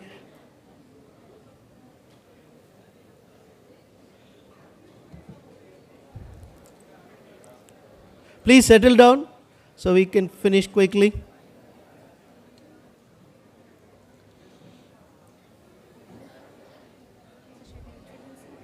No, it doesn't require introduction.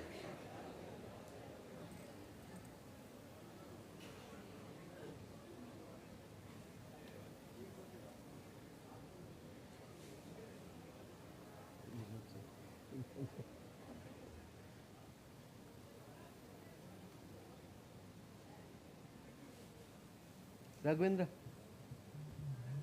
Hello, hello. Sir, is it audible? Can't hear.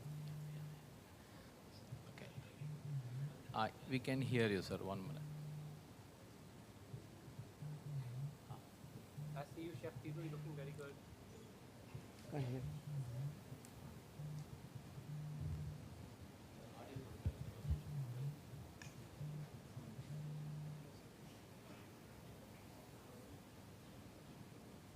Can you hear me?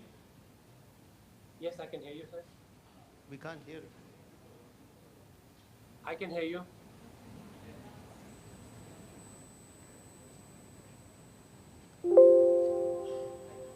Hello. Yes, Chef. Can you hear me? Yes, I can hear you, Chef, very well and good. How are you? All good, Chef. Thank you for joining us. I don't take much time and you don't need introduction. And right. All right. Thanks for joining. I think it's early morning, 1:30 or 1:40. All right. Okay, Chef, please go ahead. Sorry? Yeah. Okay. I have to look at it. Okay. All right, Chef, please. This is 38th course BHM and 13th course BA Yes. Culinary Arts students.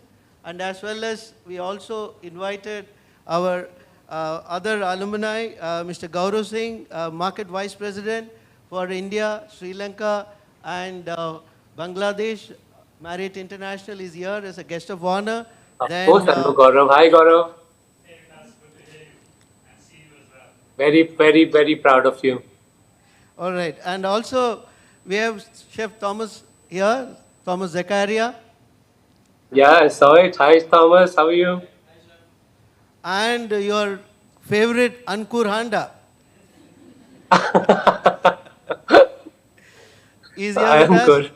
Okay, and Nandita, she's from second course Baka. She's here. Yes. And And Nitin Tandon from 12th course is here with us. hi, Nitin. All right. And your favorite faculties are here. Father Lobo, Dr. Srilata Rao, Dr. Vidya, Dr. Setu, all are here.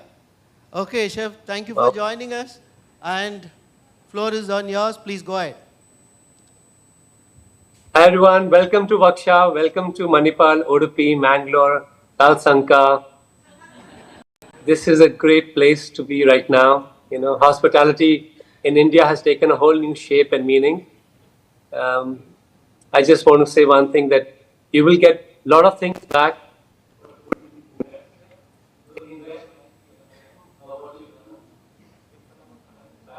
In the world. Also in the world we have best opportunities to give. Really confident first step.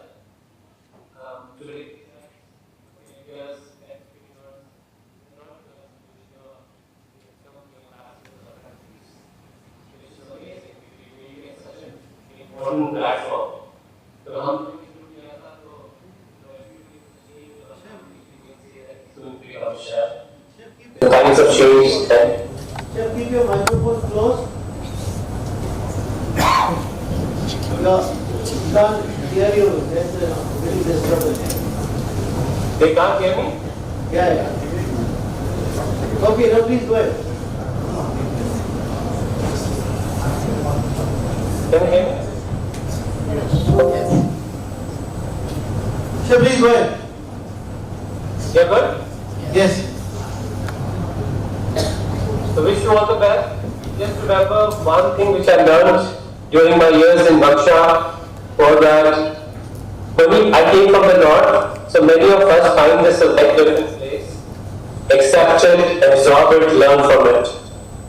You're in one of the most important cities in the world right now, Udupi. Udupi is the grandmother town of southern Indian cuisine. You have so much to learn from there. It is amazing that you get professional training from Manipal. While what's around Manipal is India's history of food and culture. So when I say that, one thing which really shaped my mission in life was understanding the different cultures of India. During my training programs, I didn't go back home. I was training in Kathmandu, in Agra, Delhi, Bangalore. Everything was helping me to understand India in a different way. I want you to do that. And just remember now is your time to invest in yourself. Your parents have worked very hard, your families have supported you. You need to be here, present, and figure out the vision what you have to represent your country.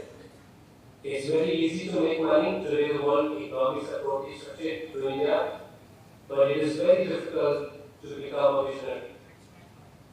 So realize one thing that today you have much amazing opportunities, at the same time you have much bigger responsibility. You are representing some of the most amazing cuisines in the world. India's hospitality is well known around the world. Some of you will become entrepreneurs, some of you will become chefs, some of you will quit the industry, some of you become writers, entrepreneurs, you're television artists, you will be doing productions, opening hotels, restaurants around the world. You have to remember one key thing which made me who I am today was staying very connected to back home. Many of you in this room have the capability of bringing India the next Michelin star. All of you have that.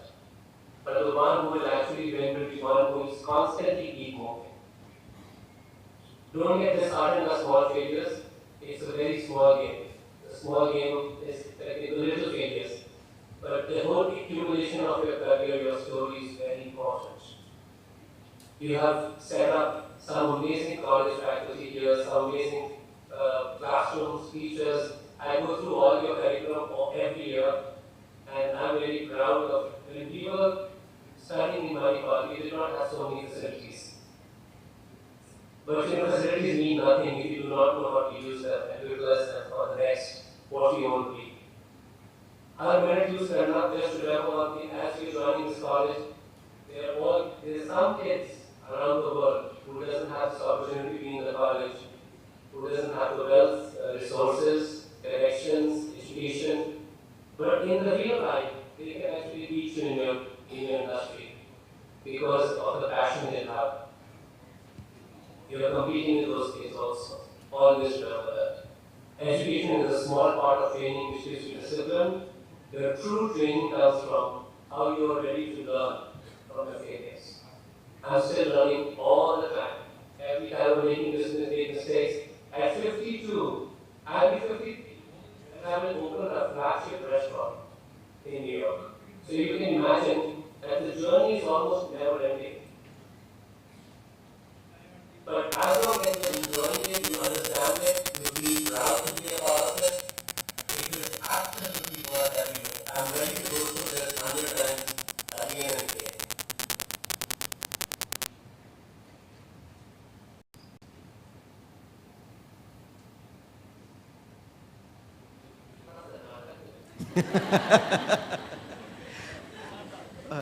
All right, Chef, you have a time to take.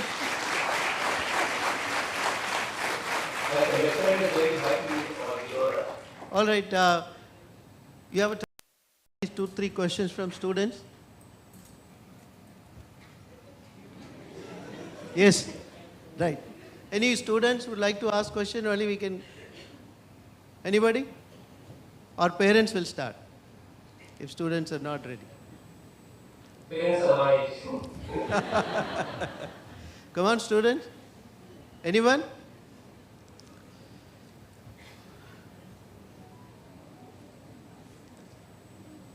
All right, Cherry, you start. Come.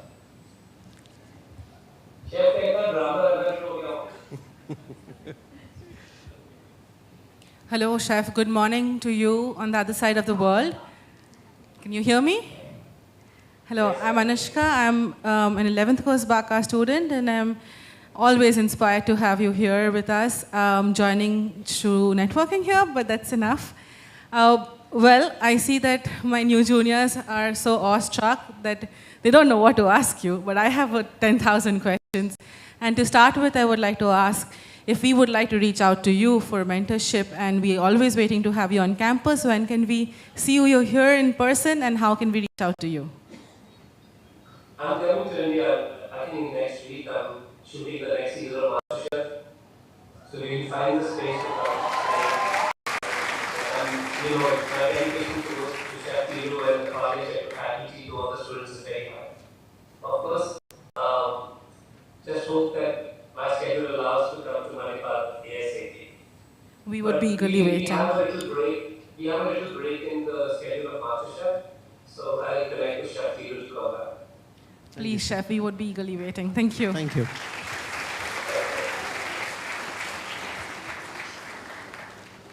All right. Okay. Ask him to come here. They should come here. Quick, quick.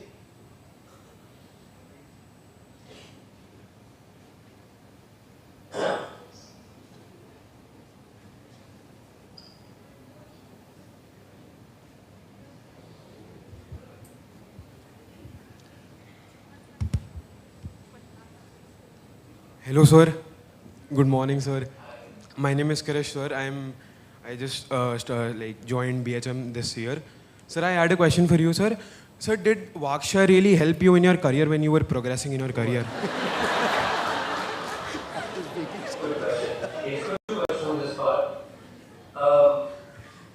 Yes. It gives you certain discipline, which I never had. If many of you would know that I started working when I was 16, I opened my own business at 16. I had no discipline. I had no ethics of working. I had no, I would say the communication skills came from Manipal for me a lot. College helps you to give you discipline, right? Yes, sir. बहुत लोगों के पास opportunity college जाने की, बहुत कम लोग उसको use कर पाते हैं. Some people become very defensive that I know more than the faculties. I don't need the college, I don't need this. But college did teach me discipline, the timings, how I organize my life. You see, even now I work around 18 hours a day because of our company does way too many things that came to me from college. That discipline is mandatory. How we do our homework, how we do our project. Because when you step into real life, you get a benefit of being a graduate of Manipal, but at the same time, you also get a benefit that you know how to deal with a lot of people. Schools में नहीं सिखा था मैं बिल्कुल ही Punjabi speaking boy था मणिपाल में मेरे को एकदम से पॉलिशिंग मिली तो मुझे समझ आया कि what I want to be. You know, it's very difficult for me. Some people ask me what you want to become. I said, find a mentor, and you say, I want to become like that. Manipal gave me that exposure that without internet. Thank you, sir. Thank you, sir. Good morning, sir. My name is Meher. I'm from 38th course BHM. I'd like to ask you, what do you think is one of the secrets to your success? But successful to me, I'm work in progress. Not giving up would be one of the big things, and also staying very connected to back home. Even if you see my projects, what I do, and how we think about our company, it's crazy. Like, there's nobody in the world who has a company as diversified as me, right? From restaurants to books to consulting to airlines to making movies to documentaries, and we do everything ourselves. There's a lot of philanthropy work in between. So there's no company which has a portfolio. So I feel that constantly reinventing will be one reason that I am able to do so much. And I also don't base my success on my head. What will be as on. Thank you so much. So you always have to think that everything is there for a purpose and you're representing one of the world's largest country. Thank you so much, sir. Good morning, Chef. My name is Rishi. Actually, it's night over there. I'm sorry. So I have one question. So how do you deal with failures? I know from where you are, you must have gone through a lot of failures, a lot of challenges. So I just want to know, how do you deal with those? How do you cope with those? And do you have the strength to move forward? And yeah, that's all. I don't. The kind of challenges I take on myself, it's very different. My struggle started not in India, it started in New York City. At the time when we did not have a very well-known Indian chefs or restaurants, it was totally like starting from scratch for me. And the way people look down upon Indian food and Indian chefs, and it was that entire branding of Indian chefs was very different than it is now. Now I see so many chefs sitting there with you right now. The branding is totally changed. That became a very big struggling point for me. When we go to French restaurant to take a job, many chefs would be like, just dismiss it, just based on the origin. I think वो challenge मेरे बहुत बड़ा था कि then I felt that we have to elevate not just ourselves, buying bigger houses, bigger cars, bigger planes, bigger restaurants. That doesn't solve the problem.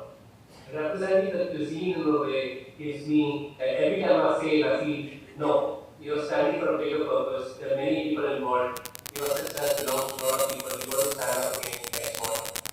It has happened a lot. It will happen a lot before. अच्छा person to start. If you're very talented, if you're very hardworking, you have the what we saw say charisma, which everybody wants to be a part of the game, and they feel that they can make money for you. You're going to have very different kind of people attracted to you. You'll have people who want you to progress and people who will be like predators. So constantly there will be game of lawyers, there will be game of governments involved. I've gone through all the 60 miles. But one thing which keeps me very straight back is I represent a massive culture. Every project I do is representing how India is perceived in the US and the world. My failure cannot be so small. I have to continue to grow. Thank you, Chef. Good luck in your new restaurant. Hello, Chef. I'm Sakushi from. Nice to meet you. Sir, my question was, how smooth was your transition from being a student at WGSHA to being a chef, like a worldwide chef, your Michelin star chef? So we don't have taught Indian food in the college. Okay. We had one syllabus, we taught Indian food. We have no fellows, we have more of French continental cooking which was taught in the colleges. It is very recent that things have changed because of so many Indian chefs getting a Michelin star. The entire industry has changed.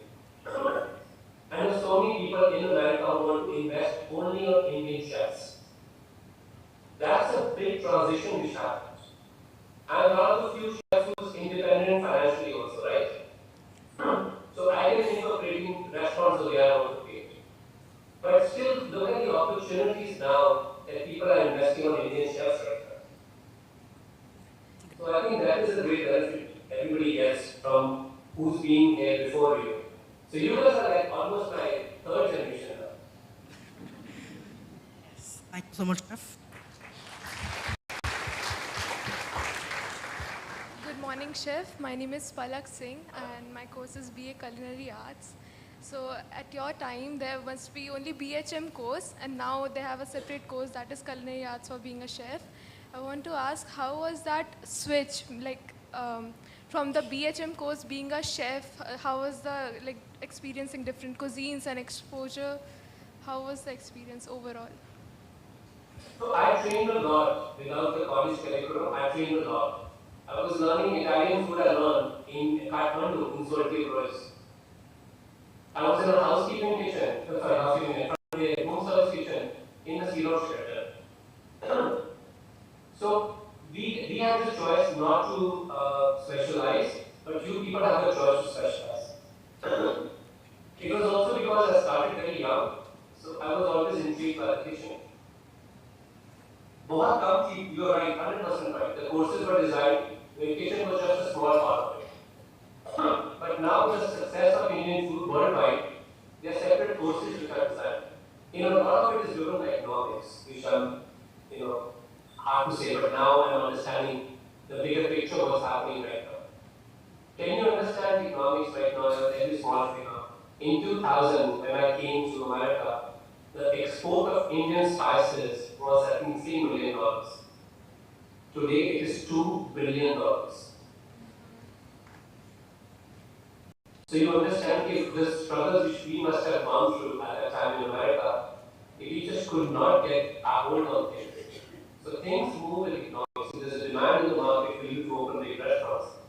So I think that specialization and success of Indian restaurants and chefs transition to back home with your specialized courses. Thank you so much, sir. I admire you. Like, good luck. Good morning, sir. My name is Nidhi Prabhu. I've always admired you and you're so humble and so grateful towards everything in your life. I just wanted to know, how are you so humble after having seen so much of success in your life? It's really hard, but I would want to know how you do it. I'm not very humble, but I am very connected to back home, to my mom. I just feel that she keeps me stable. And understanding the success and losses, I figured out that, I was with my sister who was not doing so well for many years. So I could really value that the only precious thing in life is her staying healthy and alive. All the other things fell into very small brackets of success. And I feel that gave me a very important eye-opening moment. Even if if you guys follow us, what we do on social media, that we have about 4,000 pounds of veal, which was brought from artisans from Konark Temple, from Odisha, which should be placed in January by a restaurant, Alumni restaurant. I just think that because you are so connected back home, you could do these things. The next piece which should be displayed, I'm telling you guys firsthand, will be the people whose ancestors built Taj Mahal. So I feel that a restaurant cannot be just a restaurant that I'm doing it. It has to be a restaurant which represents way much more. And that's sometimes very humbling. I promise you that sometimes that is very humbling, that to make your mom proud, that is very humbling to me even now. Thank you so much. Greetings, Chef. My name is Karina and I have joined the BHM course. my question to you is, what is the fondest memory you've had of WGSHA that you'd like to share with us, which you've never shared before? Onam. Oh. Onam. Okay. I never had. See, everybody who's from Punjab or from North India, they know that we have, now things have changed. We have no concept of coconut, right? We don't know coconut at all. For us, coconut laddu, or if you buy a new scooter, you break the coconut. We had no concept of. And first time I was understanding a whole different food. My greatest memory is going to be singing a bhajan at Krishna temple in Udupi. It's one of my big achievements that I learned Kannada for that. I learned Carnatic classical music for that. I took it as a challenge because I'm still so inspired by that temple in Udupi. And their kitchens, they allowed me, and everywhere I was allowed. I was like a little kid for them. I was younger also. And I think that was one of my fondest memories, fondest. Thank you, Chef. Thank you for everything you do, and thank you for being such a big inspiration to all of us and having this global representation of India and our cuisines and being a huge Because I know you guys are standing behind me. Because I know you guys are behind me. That's why I can do all the risk-taking big projects. Thank you, Chef. Thank you, Chef. With that, we have come to an end of the question. Ladies and gentlemen, please give huge round of applause for Chef Vikas Khanna. Thank you. And also, I request everyone to give standing ovation for his contribution to Culinary Museum to this college and also this nation. Thank you, Chef. Thank you, Chef. Thank you so much. Thank you. Good luck. Thank you. See you soon in Manipur. Bye, Ankur. Bye. Thank you. We truly acknowledge your kind and inspirational words as always. I'm confident that the young minds observing you have undoubtedly chosen you as their role model. We will take a short break now for tea and refreshments. The tea will be served on level 1 and level 2. I request the parents to please check the coupon and move to the same venue. Kindly reassemble after 20 minutes for the industry expert sessions and alumni talk.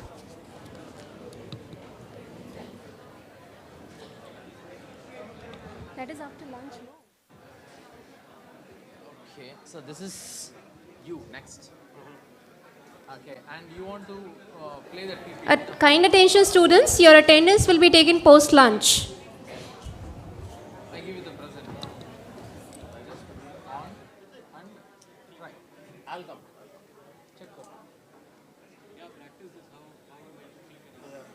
that's all. I'll have to point it towards here or anywhere else? Better this side. It will pick this entire area, but not to the screen. What happens in that moment, they get confused and focus that. So just focus this side, that's enough, sir. I think good enough, and the mic is there. You have audio in this? No.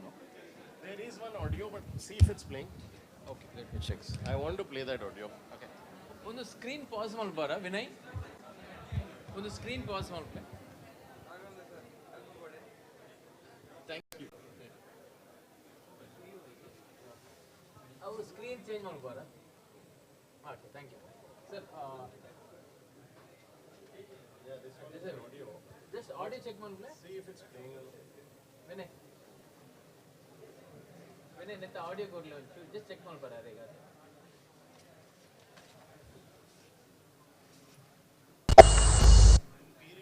Yes, sir. Yes, it is. Okay. There's only one video, right? Yeah.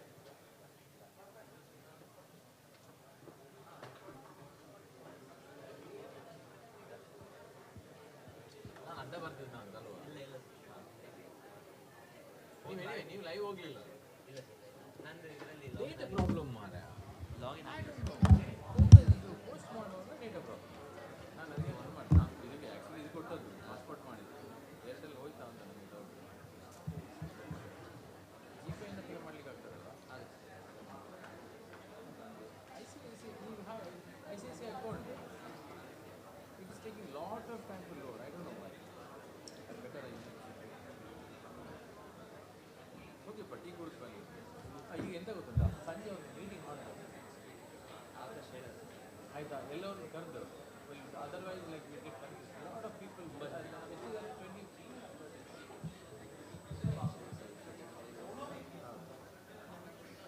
ಮತ್ತು ಎಲ್ಲರೂ ಎಲ್ಲ ಬೇಕಾಗಿಲ್ಲ. ನಾವು really ಯಾರು ಒಳ್ಳೆಯವ್ರಿಗೆ ನೋಡಿ fake number, fake contact, self contact, fake mobile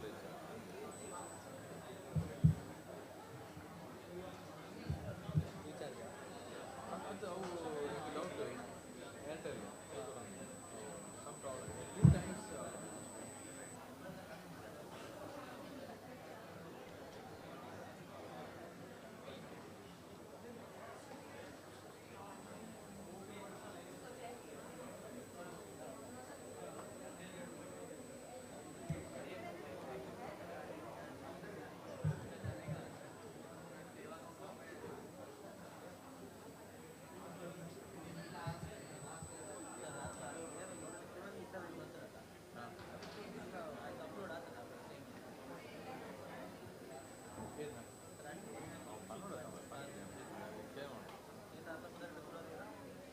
ಜಾಲಿ man sir use interview ಹೌದು ಎಲ್ಲ ಬಿಟ್ಟು ವರ್ಕ್ ಮಾಡಬೇಕು. ಸಣ್ಣ ಸಣ್ಣ ಮೆಸೇಜ್ ಆಗಲ್ಲ ನೆಕ್ಸ್ಟ್ ಆಗಲ್ಲ. ಹಾಗೆ ಸ್ಟೂಡೆಂಟ್ ಪಿಕ್ ಮಾಡಿ ಈಗೆಲ್ಲ ಕೂತ್ಕೊಂಡಿರ್ತಾರಲ್ಲ, ಜಸ್ಟ್ ಬಟ್ ಆಡಿಯೋ ಬೇಕಾಗುತ್ತಾ? ಆಡಿಯೋ ಹೋಯ್ತು ಕೇಬಲ್ ಉಂಟಲ್ಲ ಅಣ್ಣ iPhone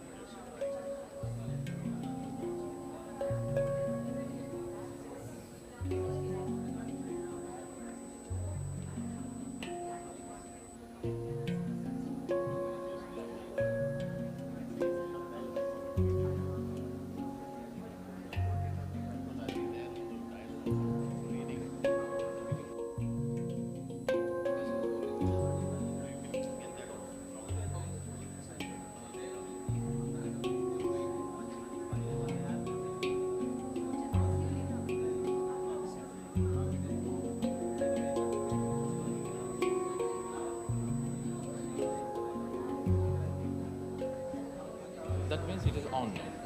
So when I go,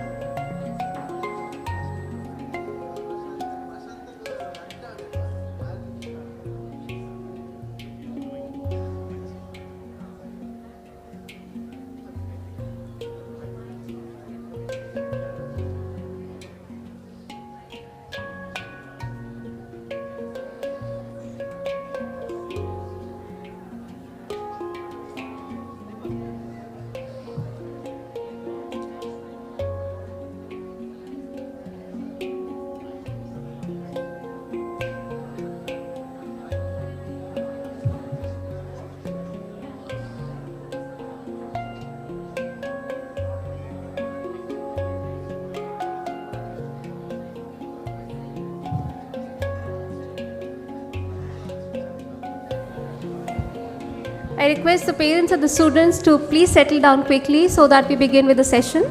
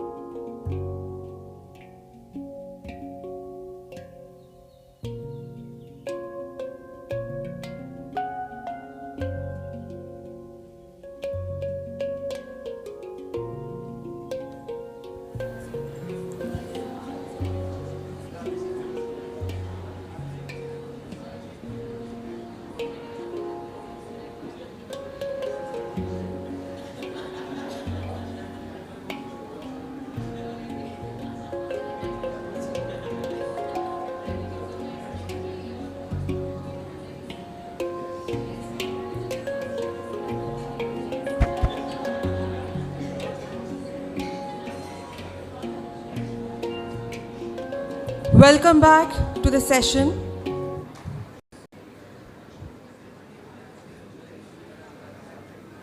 We are privileged to have a distinguished lineup of speakers from the hospitality industry, including esteemed alumni, who have graciously agreed to share their insights and perspective with all of us. Today, we are honored to present distinguished speakers who will provide you with invaluable insights into their lives and the industry from their unique perspectives. As we gather here to celebrate the momentous occasion, it brings me great joy to introduce a truly remarkable individual whose accomplishments have garnered respect and admiration. Chef Nitin Tandon, MD, the Bharat Hospitality, is an innovative entrepreneur who harmoniously blends traditional Indian treasure recipes with modern culinary trends. Born in 1979 in Kanpur, his family's catering legacy ignited his passion. He pursued hospitality at WGSHA and gained experience and prestigious establishments. Starting his career with the Leela Palace Bangalore's opening team, he refined his skills under executive chef Anthony Renauld. He ventured to Belfast and later launched the Bharat Hospitality, renowned for quality and personalized services.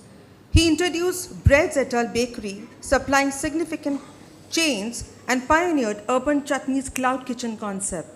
Beyond business, he enjoys culinary shows, relishing cooking as stress reliever. He also guides newcomers as consultants, sharing his technical and professional wisdom. I extend a warm invitation to Chef Nitin Tandon to share his journey and experiences with us. We welcome you, sir.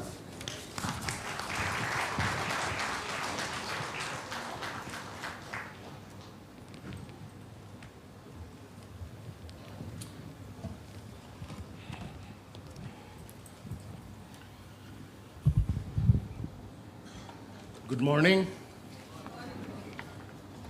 Oh, good morning. Good morning. I thought the caffeine was already in. It's not showing.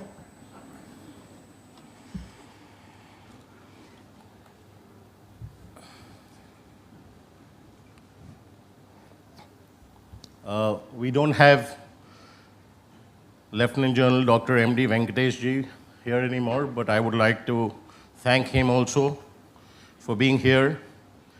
Gaurav, a friend of mine, we go back to schooling together at Mayo and then being here at WGSHA, he being a senior to me by 1 year. It was great to have him and met him after a long time. Obviously, Chef Thiru, the man at the helm of taking this college to places you can't even dream of. Believe me, friends, he's doing such a fabulous job that we really look at WGSHA amongst the top institutes in the world. In India, I don't think there is any other place than this college to be. Thank you, Chef Thiru, for having me here. Esteemed faculty members, present and past, ladies, gentlemen, parents, two of my dear parents here who really matter a lot to me because I strongly believe the more love you develop for your own college is only when you take a decision of making sure that your children study here too. Harkirat from 5th course and Deepa from 10th course. I was here while Deepa was my super senior. I'm glad to have you both here. And my dear young friends who are aspiring to take hospitality as a career and now who we all can proudly call WGSHites. Can we? I take great pride to stand up here today as a proud alumni who once stood in your shoes, eager and full of dreams, ready to embark on a journey that would shape my career and my life. Can we have only listening or some interaction also? How would you all like it to be? So where's the new batch? Hands up, please. So can we shake hands with the person sitting on our right?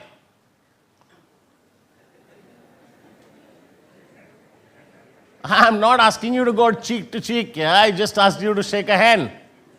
I promise to do that next time. So shake your hand to the person sitting on your right. But I'll advise you one thing. Make sure that person changes every morning. Not because of anything else, but it'll teach you how to meet new people every day, accept them, relate to them, greet them, and make sure that'll help you have a very successful in the hospitality industry.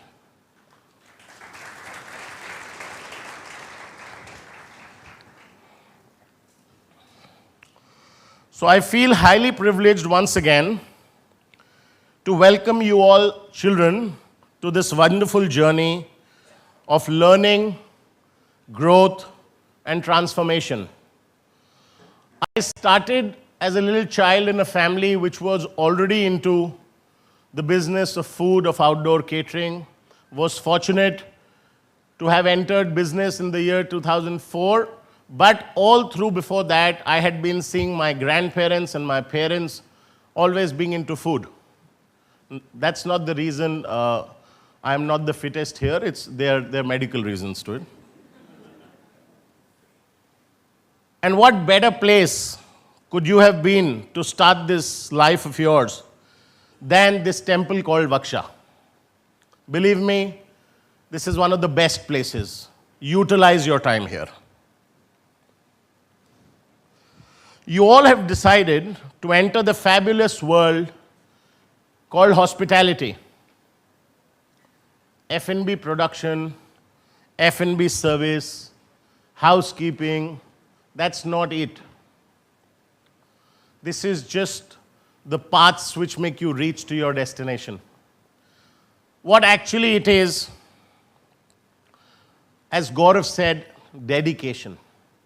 I didn't know my seniors are also talking similar to what I had prepared to talk to you, but it's good that we all are going in the correct way, the right path.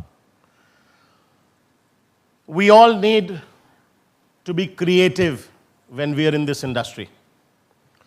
Adaptability to changes is the key word to be successful in today's times.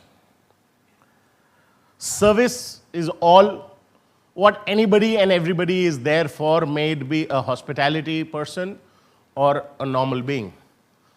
If you see your father getting up from your dining table and carrying a plate back to the dishwash, the least we can do is extend our hand. I'll leave it for you. When it starts from doing it for your parents, the next time when you're in the industry, you will not take a second even to extend that hand to a guest who you have not known, you've just seen for the first time. But the impact you leave on him will be such that not just him, whoever has seen you extend that hand, will feel that this boy or this girl is different from the others available in that hall. And a deep understanding of the diverse needs and expectations of guests from all corners of the globe. I, being in the industry as a chef, then coming back and joining my business and becoming an industry owner, I will share quite a few things during my not as long talk, but still I will try, to make you all sure and understand that we have requests from our clients now who say, can we have so many people at our event where our guest doesn't even need to, just shake their head before a voice from the back comes, can I help you, sir? It is possible. And the only way it is possible is when you get to know with the connect that somebody who you are seeing or looking at, who's not even looking at you, is probably wanting something. And believe me, there will be a day you will be starting to understand that. Today it may sound he's talking something which does not make sense. We walk by and there are instances we just stop and ask, can we help you? And they were like, oh shit, we were just looking at somebody. I mean, we didn't realize that you will be so quick to ask that what we could do.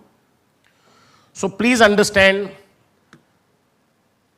the diverse needs and expectations of guests from all corners of the globe are very different, but you entering this industry, you have to make sure you satisfy all of them. And above all, this word is not on the slide, humanity. There will be instances which you will not like. There will be instances which you will feel, why am I here? I should not have been. No, you've already taken a step. You can't go back. Just keep moving ahead. Throughout your academic career here, you will be exposed to a diverse range of subjects.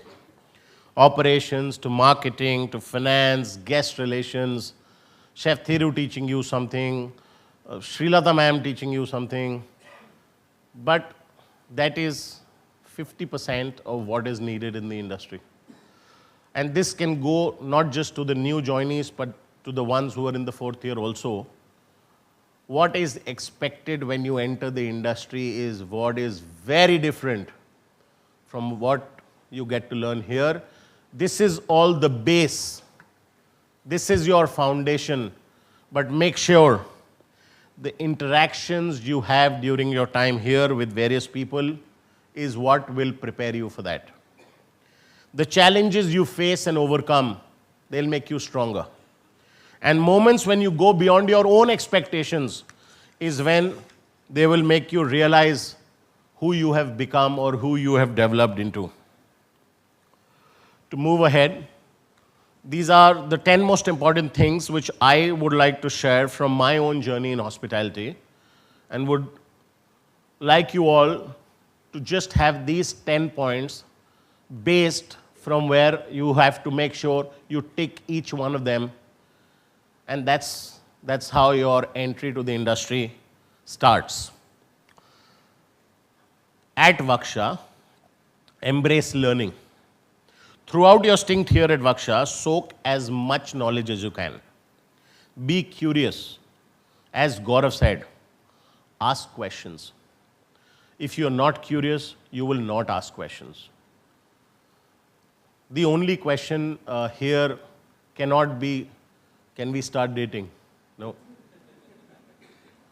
And even if you pose that question and if you sadly but get a no, be curious.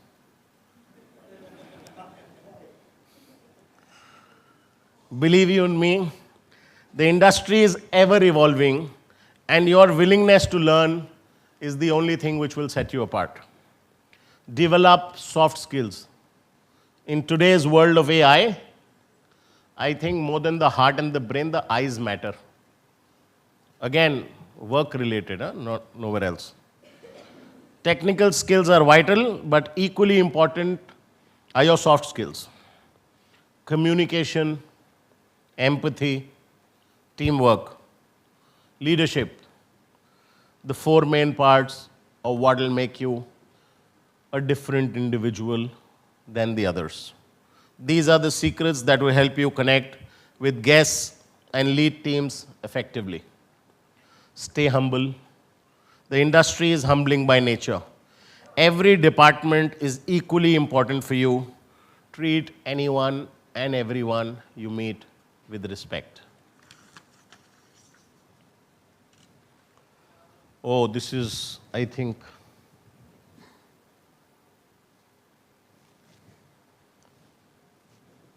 adapt to change.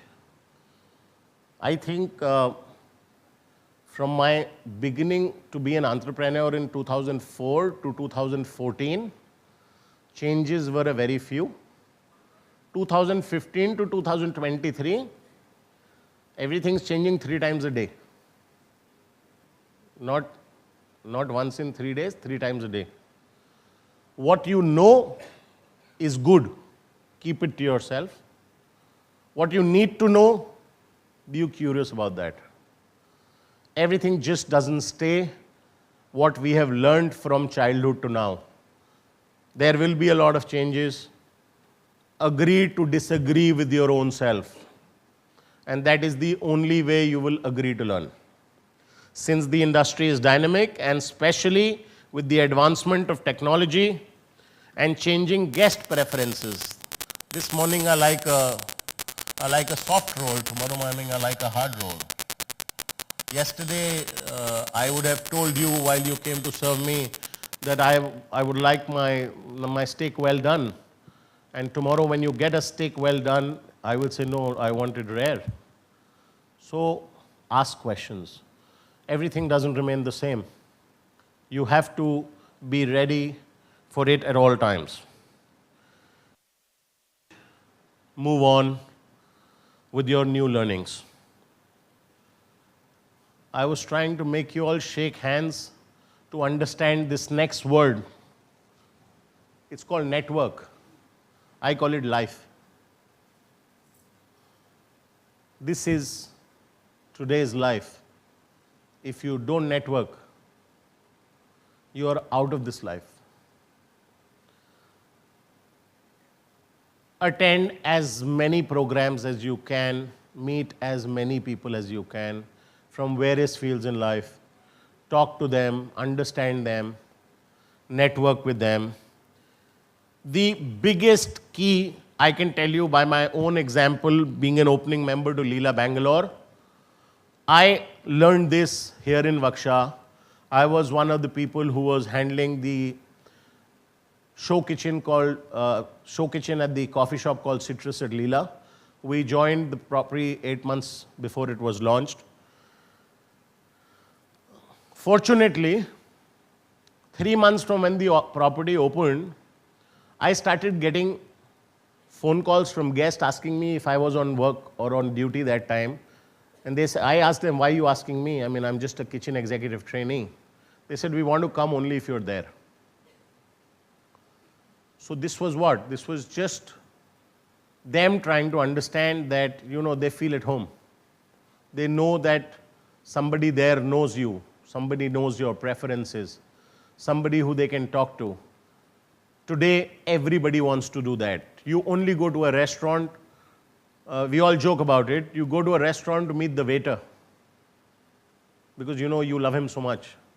You enter and you ask him, "Wo kahan pe hai? Can you please call him for me?" Network not just with your own colleagues, but also with your guests, with your people who you meet. It'll help you. Building relationships is the biggest key to success in life. Connect with your peers, mentors, and industry professionals. The connections opens doors and offers valuable insights. Next point is experience is the key. Don't shy away from hands-on experiences. Internships, part-time jobs, and volunteering will always give you a taste of the real-world scenarios and shall teach you lessons that books don't. As Chef Thiru was introducing me, saying that I was a part to many gastronomy festivals here, or Thomas sitting here, or people who've been in the field. I love being a chef. I think nobody will ever call you. You should be there before. Can I help you? And this field needs so many people for any job that the day you walk up to Chef Thiru or the person looking after the event and say, "Can I help you?" I can guarantee you, you cannot get a no. My first job not my first job, but my first international job at Northern Ireland, Belfast, for a celebrity chef. I joined on 11th of December. I was received by my CEO, shown where I will be living. From there, I was carried, or rather taken to my central kitchen by the executive pastry chef. 12th of December, he's telling me that you will take 3 months to learn, and then you will be able to understand how work is happening there. So I said, okay. And I started on 12th. 10 days later, or maybe 13 days later, it was the 24th of December. And you all understand internationally what does 25th December means. So there was a question posed in the bakery kitchen which said, "Who all are working tomorrow?" By the same person who had taken me and shown me the kitchen and said, "You'll take 3 months to learn." And when he posed the question saying, "Tomorrow being 25th December, who all are working?" And my mistake of raising the hand when I turned left and turned right, there was no hand. So 25th December, 13 days after I land, for the first time internationally, I am the only one who's raised his hands. And I was like, I don't know if I've done the right thing or the wrong thing, but well, I've done it. And I can't go back. And I, as you think in India, I thought the next morning that when I reach there, there'll be 2, 3 more. I thought. But to my pleasant surprise, I was the only one. Managed work, took about 14 to 16 hours to finish it. Went back home, thought not bad, 13 days into a new world, and I was able to manage it. But then came 26th December. And when I reached thinking I'll get a coffee from one of my juniors, I didn't know the electric kettle was again lying lonely for me to operate it. It's called the Boxing Day. Luckily, I should have told this before, but I'm telling you now. When I took an interview for this job to Ireland, I was working with Leela Bangalore, and they posed a question to me. What can we pay you? So I said, well, I don't even know what a glass of water costs there.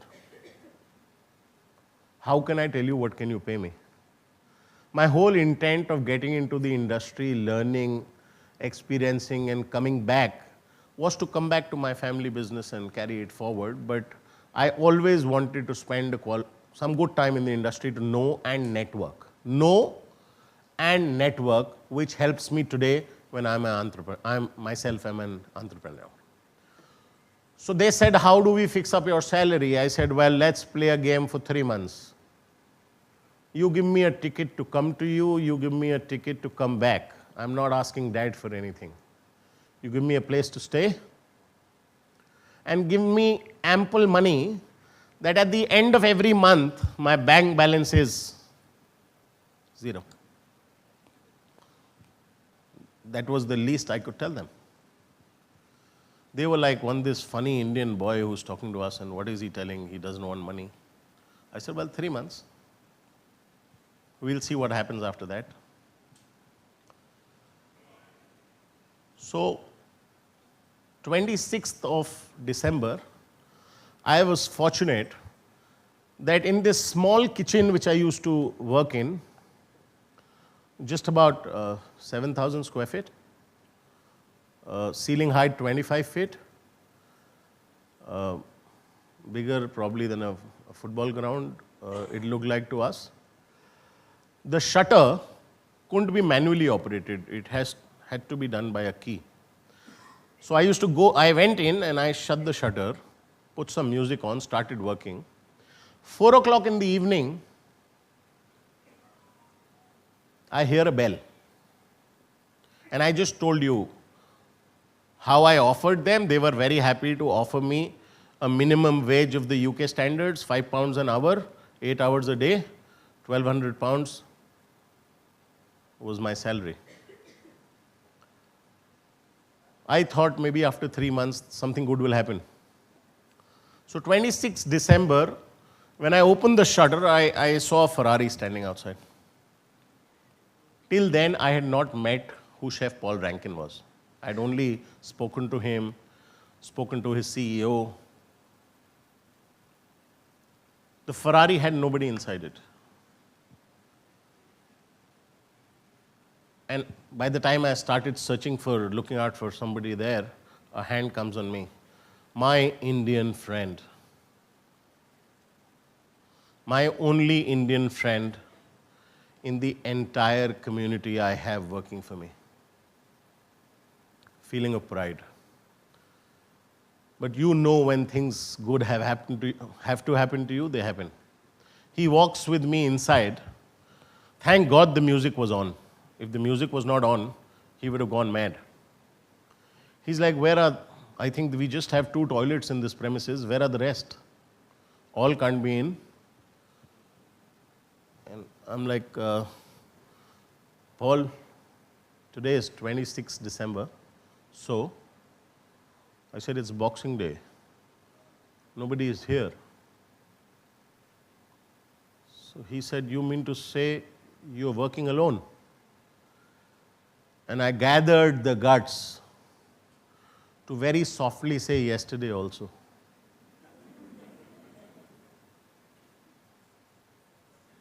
And that was it. He said, what do you mean? So I knew either my boss is fired or the test for 3 months is over in 13 days. Only 2 possibilities. And believe me, friends, 28th of December, I was called to his office. And he was also like one Hindi film cinema. One envelope, take it home, don't open it here. I said, why? Take it home. If you like it, keep it. If you don't, then we come back to me. So, you can understand, it didn't have a photo of somebody inside, yeah? It had something which mattered. So I reach home, open the envelope, and the envelope said, congratulations, you are our assistant manager, bakery pastry. From day tomorrow. I was genuine. I didn't want to dance on their heads. I didn't know what they were. I didn't know what a glass of water cost there. But only 2 things I had good leaving India for the first time. My executive chef had another house which they gave a room to me for my stay there. It was a a row house. So I really liked the house. And the best part was I had another boy who was staying. He used to be the restaurant manager and did a lot of work in the house as well, because he used to work only 3 p.m. to 2 a.m. So whenever I was present in the house used to be to myself, neat and clean. Personally, I'll tell you why is what neat and clean. I can't say it over the stage here. But yes, I was lucky. So, assistant manager bakery pastry happened, and the work which used to finish from 7 a.m. to 4 p.m. with our change in processes started finishing at 1 p.m. So for a guy who had come from India, opening a hotel like Leela, working with, or rather training with hotels like Oberoi and Mughal Sheraton Agra, my happiest time was my first training in Mughal. Me and 3 friends of mine from Kanpur took up a hotel opposite Mughal Sheraton. It used to be called Mayur Tourist Complex at 5,000 rupees a month rent. We had a 2-month training that time. My salary, as Gaurav was saying, that time my salary used to be 1,300 rupees a month. The hotel was 5,000 rupees a month. And in 2 months, I went to sleep to that hotel for 18 full nights out of 60. Rest I was sleeping in the banquet hall. Not sleeping, I used to sleep when I fell. You didn't have a choice. You were working 24 hours in the hotel. So you drop down, sleep, get up, go to the laundry, change your clothes, and start again. Friends, I'm not scaring you. All those who have joined new, I'm not scaring you, I'm just opening your eyes. The industry now has changed majorly. You don't have crazy hours, but you still have a choice to work crazy hours. You don't have crazy hours as they used to be. You still have a choice to work crazy hours. I started finishing work at about 2 o'clock in Ireland, and I took that effort of telling Paul that, can I go and work in your restaurant? No. You're handling the bakery, it's good. Again, after a week, I was like, can I go and work in your restaurant? I'm bored in the evening, you have a Michelin star restaurant. No, it's all right, we're good. Then I realized, a bell rang somewhere saying, I think he's saying no, because probably he'll have to pay me more overtime. So the third time I asked him, can I go work in your restaurant? And that little span which he took to understand what I said again, I said, and I don't want any extra money. He said, let's go now, come. So you have to find that opportunity. And once I was there, a paneer tikka masala sandwich for Paul's Cafes used to be made by bottled paneer tikka by various companies which ship that marinade from India.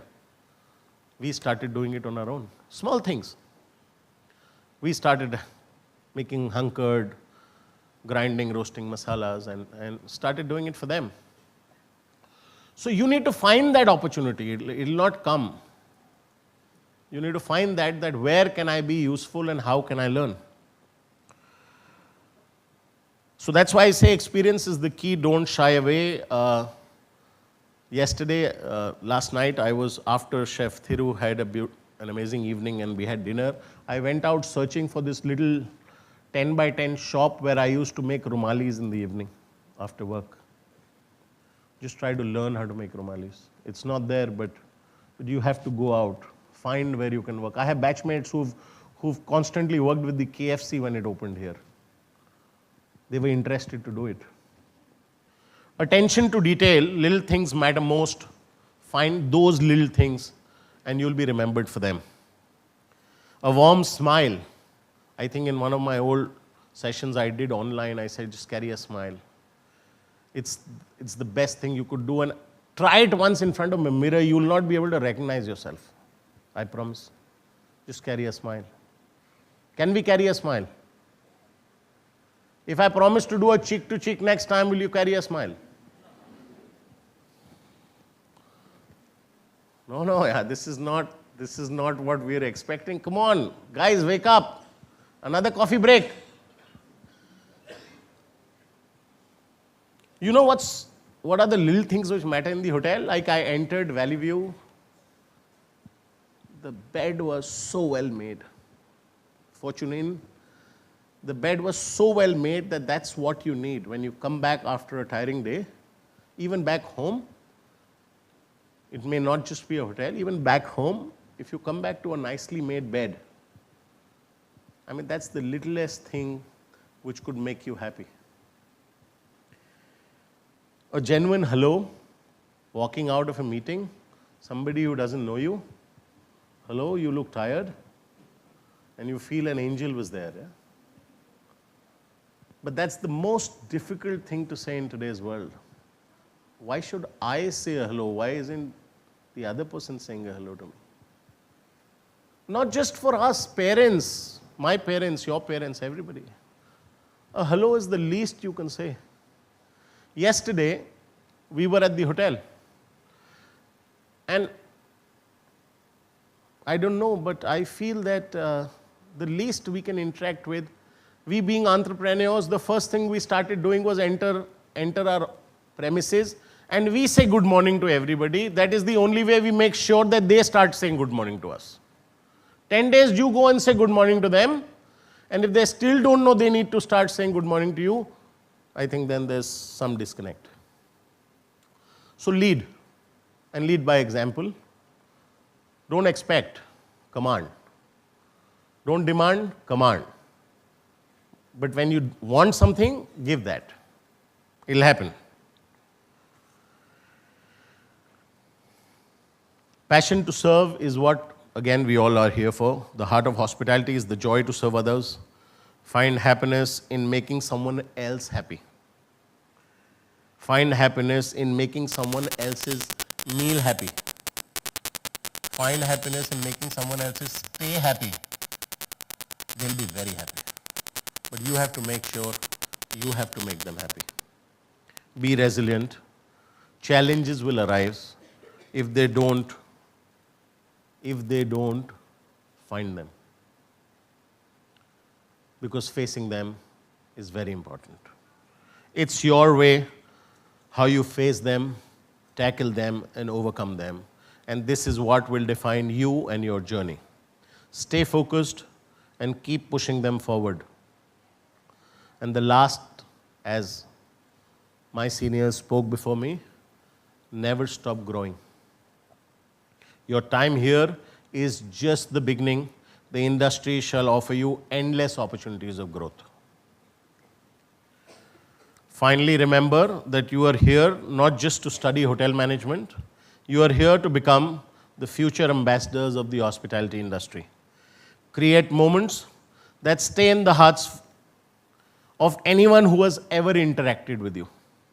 Finally, the 3 key words that should be a part of your personality, because you will be growing that now, in years to come, work towards them from today, and believe me, nothing will be able to stop you to succeed in the industry. Be enthusiastic. You all have used that short form called bahut enthu hai. Yeah? It sounds to be the most rubbish word in life. यार मैं कुछ कर रहा हूँ, दूसरा कहता है बहुत enthu है. Keep that enthu on. Because the ones who don't want to do it will be the ones who will get worried when there will be a bulb shining in darkness.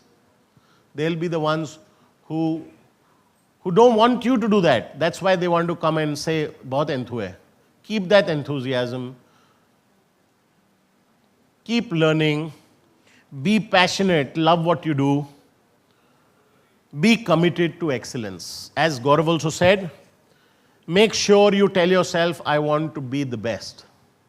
That doesn't mean that I cannot fail. I can.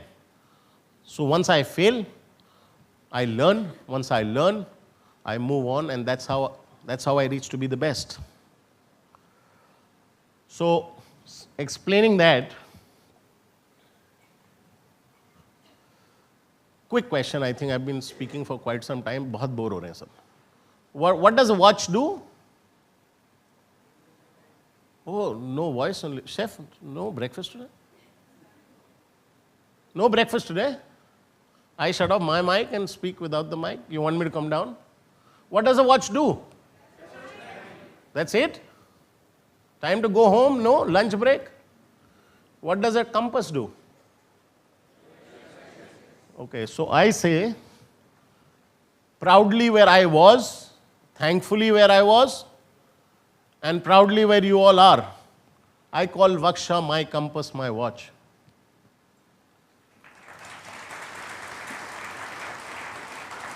A watch tells us about time. It tells us about our past. It's called history. Only remember the good parts of it. Learn and move on. Rest actually doesn't really matter. Yesterday, on a discussion with another friend of mine, we were talking that he was wanting to move his daughter in class 10th to another school. And as everyone, I also asked him, 10th mein? You'll shift your child in class 10th? Gaurav only. You'll shift your child to another school in class 10th? So he bent over to me and asked me, तेरी balance sheet वो तेरी marksheet कहाँ रखी है 10th वाली 10th के बाद किसने पूछा तेरे 10th क्लास के मार्क्स 12th के नहीं पूछे 10th के कौन पूछ रहा है फादर लोबो बोल नहीं रहे हैं वरना मैं यहाँ खड़ा नहीं होता मतलब I don't know if he feels that I should be standing here और no but do what you like move on. So it tells us about our past, and of all our past, just remember the good part of it. Of our present, when I said past was history, present is chemistry. No, not the Manipal chemistry, guys. Present is chemistry, where your efforts you put in every day is what shall come out as a result. Chemical reaction. But I think Manipal, parents don't be worried, huh? It's a beautiful place to be. Put out all what you have heard. Your child couldn't have been in a better place than a city like Manipal, or even better at a college like WGSHA. So the present is chemistry, and the future is perfect. You all say mystery, I don't believe it. Future is not a mystery. I don't believe this.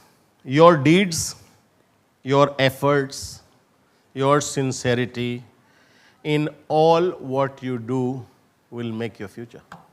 It's not a mystery. You work hard, you'll reach there. You think right, you'll reach there. So don't take it as a mystery. Take chemistry, put in the efforts. Forget the history. It's not a subject in WGSHA also. Forget the history.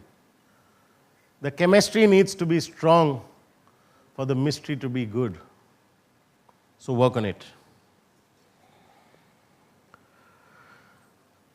It's gone, friends. When I talk about past, it's gone. Never cry on spilt milk. Leave it and move on. Is that it?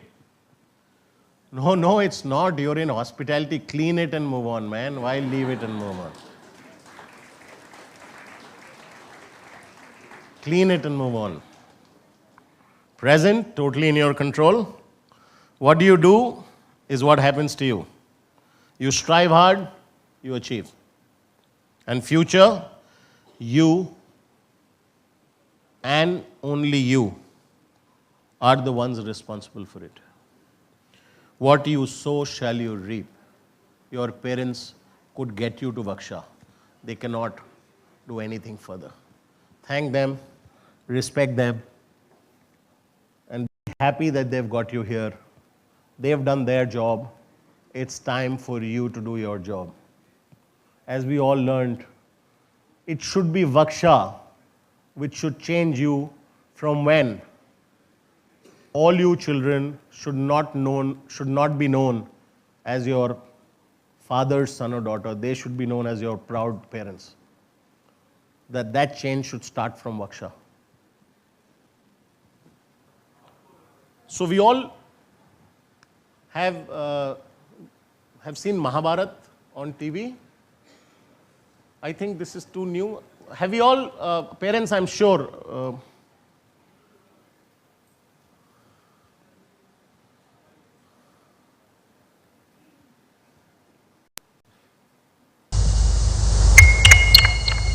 मैं समय हूं। ये सुना है किसी ने? किसने सुना है? बहुत दूर हो आप लोग. किसने किसने सुना है? Only parents, no children.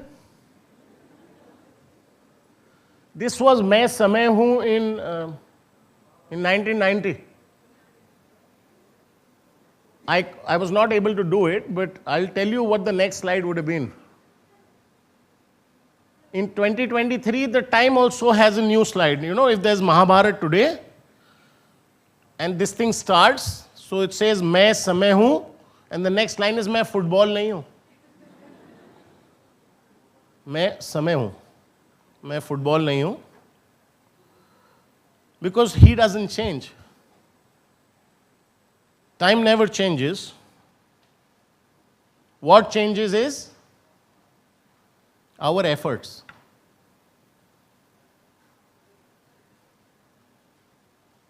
And what happens is, only when our efforts changes, the results change.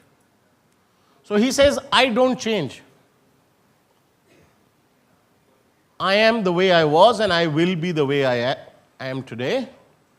What changes is your efforts, not mine. I don't change.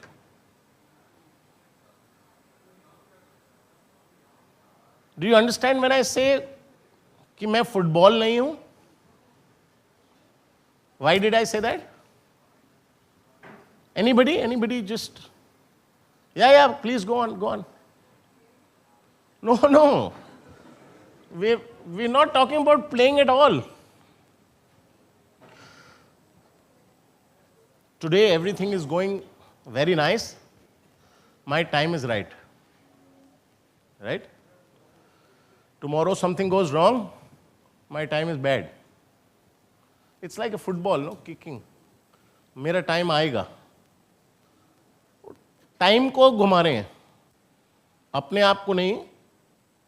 हम टाइम को घुमा रहे हैं कि my time was good, so good was happening. Is bad, so bad is happening. Will come. So that's why time says, मैं समय हूं, मैं फुटबॉल नहीं हूं.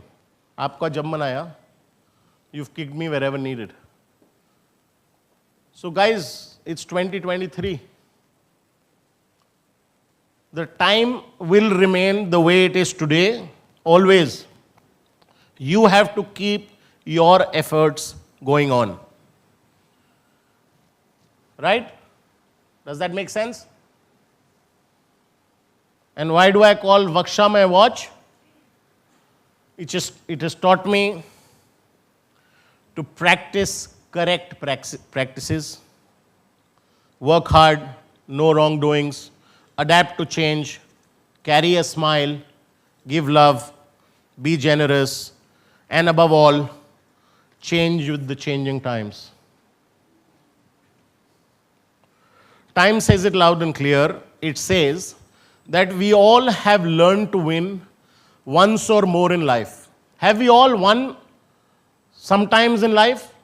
In any field, any aspect? We all have won, right? So we all have learned to win once or more in life. Very few of us have agreed to change with him. Him means the time. Time has given us an opportunity to win so many times in life. Very few of us have agreed to change with him. Those who have changed with me, time says those who have changed with me keep winning. And those who haven't, can I have the last line, please? Blame it on me. So please don't blame it on time. you have not agreed to change. So change and the time will remain the same.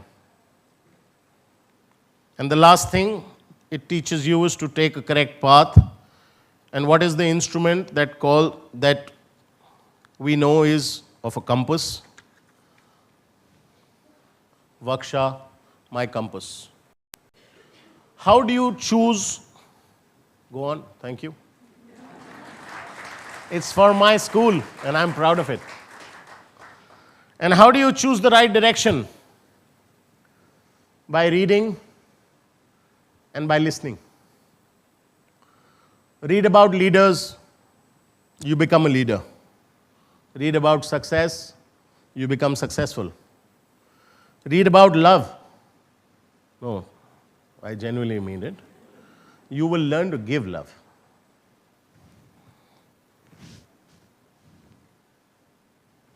Okay? I meant read about love, you'll learn to give love. Read about respect, you shall get respect.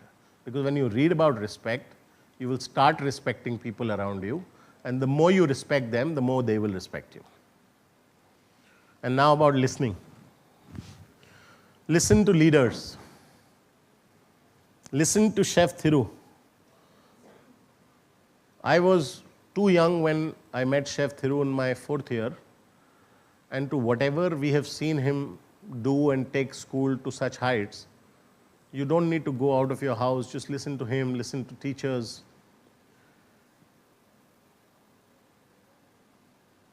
He's led this college to such great heights. I mean, hats off to you, Thiru sir. Thank you so much for doing whatever you've done for this college. Listen to motivation.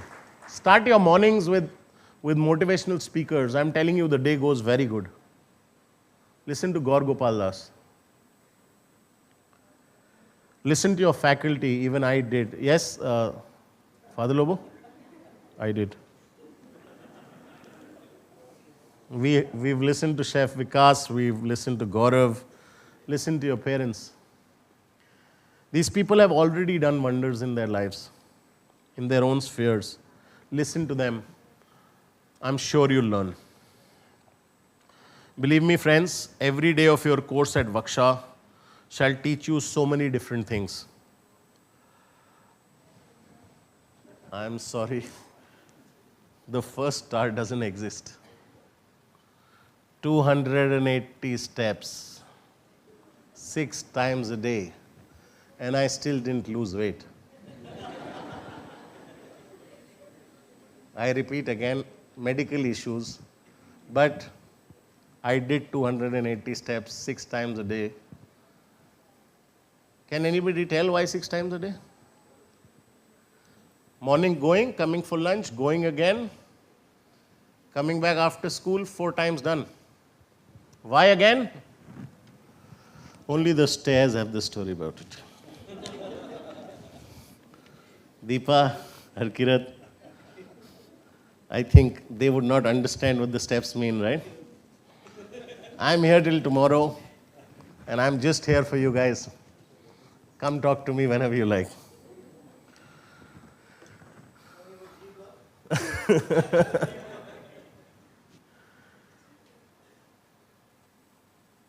This industry takes 10 years of yours only. These steps took 2 months only. The first 2 months, we abused the steps to what levels, what is this college, where you walk up and down every day, why can't you have a road? The fondest memories we have, the more strong we've become in our lives, is where we learned perseverance. Do the same thing every day, in and out, you will love it. To become a hospitality professional, live your first 10 years to hospitality the way hospitality wants you to live it. The rest of your life, you will never regret. The first 10 years are the most difficult years of life in this industry. But believe me, after that, you will be handpicked. 25 offers internationally is what Gaurav told you. They will come, search for you, pick you up, and say, not what they will pay you. They will come and say, what can we pay you? The industry is like that. So be there, repeat it, 365 into 10, 3,650 days. Write them, start cutting them backwards. The day you reach 1, you've done it. Then you will not feel the pain, because then you can go back in the morning at 4 and come back at 10 as happy as you are today. Your body is acclimatized, is accustomed to that sort of life. The walk always taught all of us perseverance. The new friends you make, you were hesitant to shake hands with them right now when I asked. They'll give you culture. The industry wants to know about culture. Chef Vikas says he is only looking at culture. So they'll give you culture. They've come from various parts of the country. They'll teach you different cultures. The new faculty you learn from, self-belief. They'll tell you that you have to understand yourself and believe in yourself. Trusting your instincts. If you think this is right, go for it. What will happen? It may be just wrong. Na? इससे ज़्यादा तो कुछ नहीं हो सकता. गलती तो होगा. The avid life in this city called Manipal is also teaching you something. Street smartness. If you're not street smart, you're not fit for the industry. Believe me, it's a very important part. But my dear young friends, if you ask me one and only one thing which I would want you to learn before you step into this most important phase of your life, quick 5 things and then I go to the next slide. What could it be? One word. The most important thing which we all are scared of doing. Our parents are, I'm sorry if I can say this standing here, our parents are scared of accepting that with their children. I, being a parent, have faced it, and I would love to address this from here. The most important thing in 2023 to make your child learn is to learn to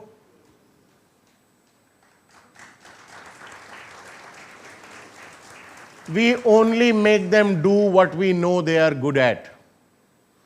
Since they were born till the time they have reached the age where they understand themselves, I did this, well done, beta. I did that, well done. I got first rank, well done. We have never taken that effort of pulling out that mark sheet of ourselves from that corner of our cupboards to say, son, this was your dad, and still he's here. Or this was your mom. Not necessarily everyone reaches there, but not necessarily everyone takes that effort to make sure they can't. I mean, how can everybody excel in everything? We're not God. But why can't we teach people the importance of learning to lose? So if I may quote it in the words of the man everyone knows, you all should tell yourselves, I never lose. I either win or I learn. And that's the way you will keep learning in life. Whatever age you may reach, but you'll keep learning. Because you know what does losing teaches you? It teaches you to fall, gather strength, get up, fight with yourself, improve, achieve your goals, and move on. Humility that strengthens your ability to handle adversities. Teaches you to become stronger in life. Because I strongly believe that if you don't lose or learn, you're not living. Start losing.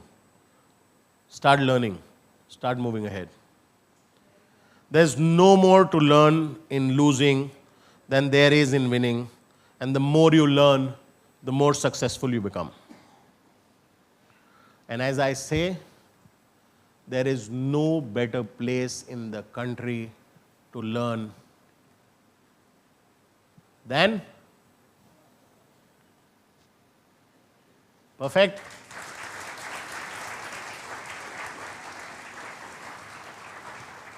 Thank you from Nitin. I manage a company called the Bharat Hospitality. That is professionally, but I proudly, firstly, would always want to be known as a proud Wakshite. Thank you. If there are any questions, I'm up for them.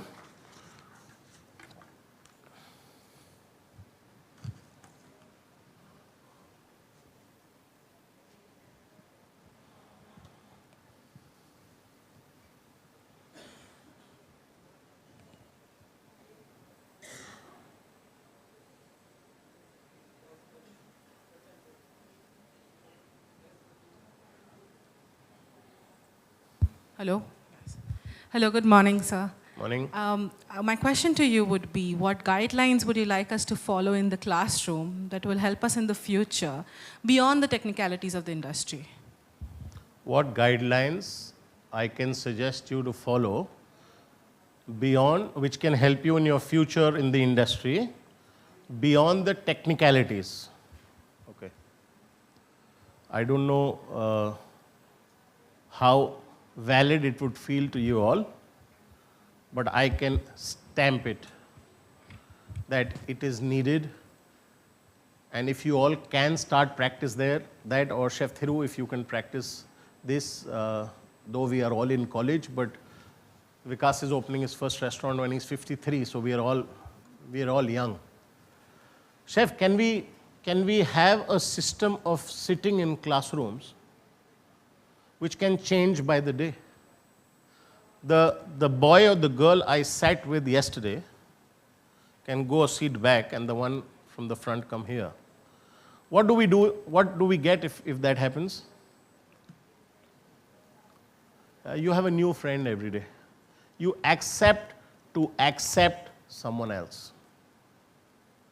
You accept to accept a different person. You interact with them. You speak to them. You know them. Because what happens usually in schools?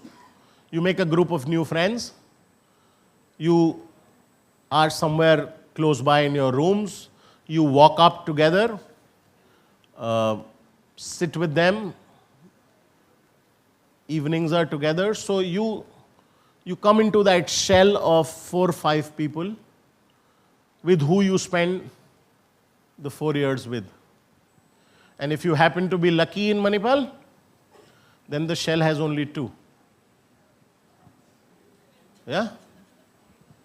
But come on, guys, I mean, anyways, you'll be only 2 in life. Here, at least.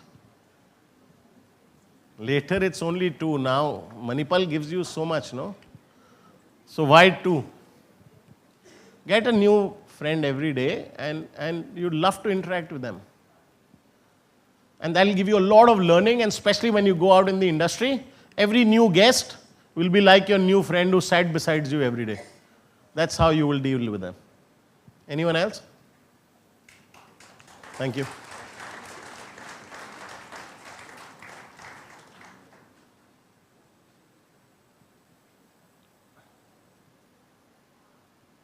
Mic's not working, I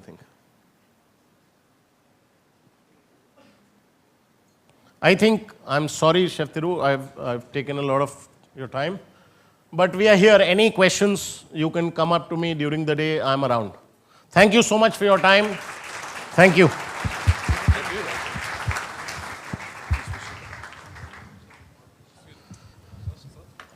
We deeply value your thoughtful and motivating words. Thank you, sir, for sharing us your incredible journey. It has added a special significance to our aspiring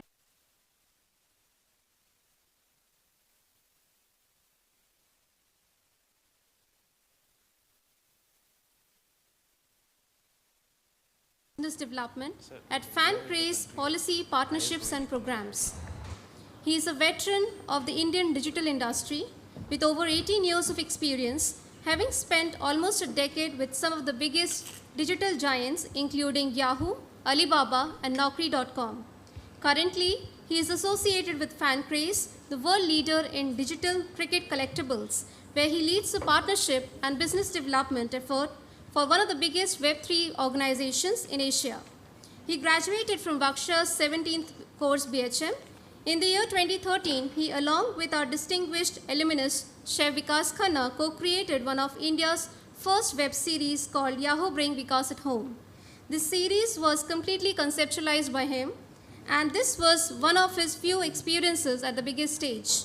As we embark on this educational journey, I call upon Mr. Ankur Handa to step forward and impart his valuable advice to our eager students.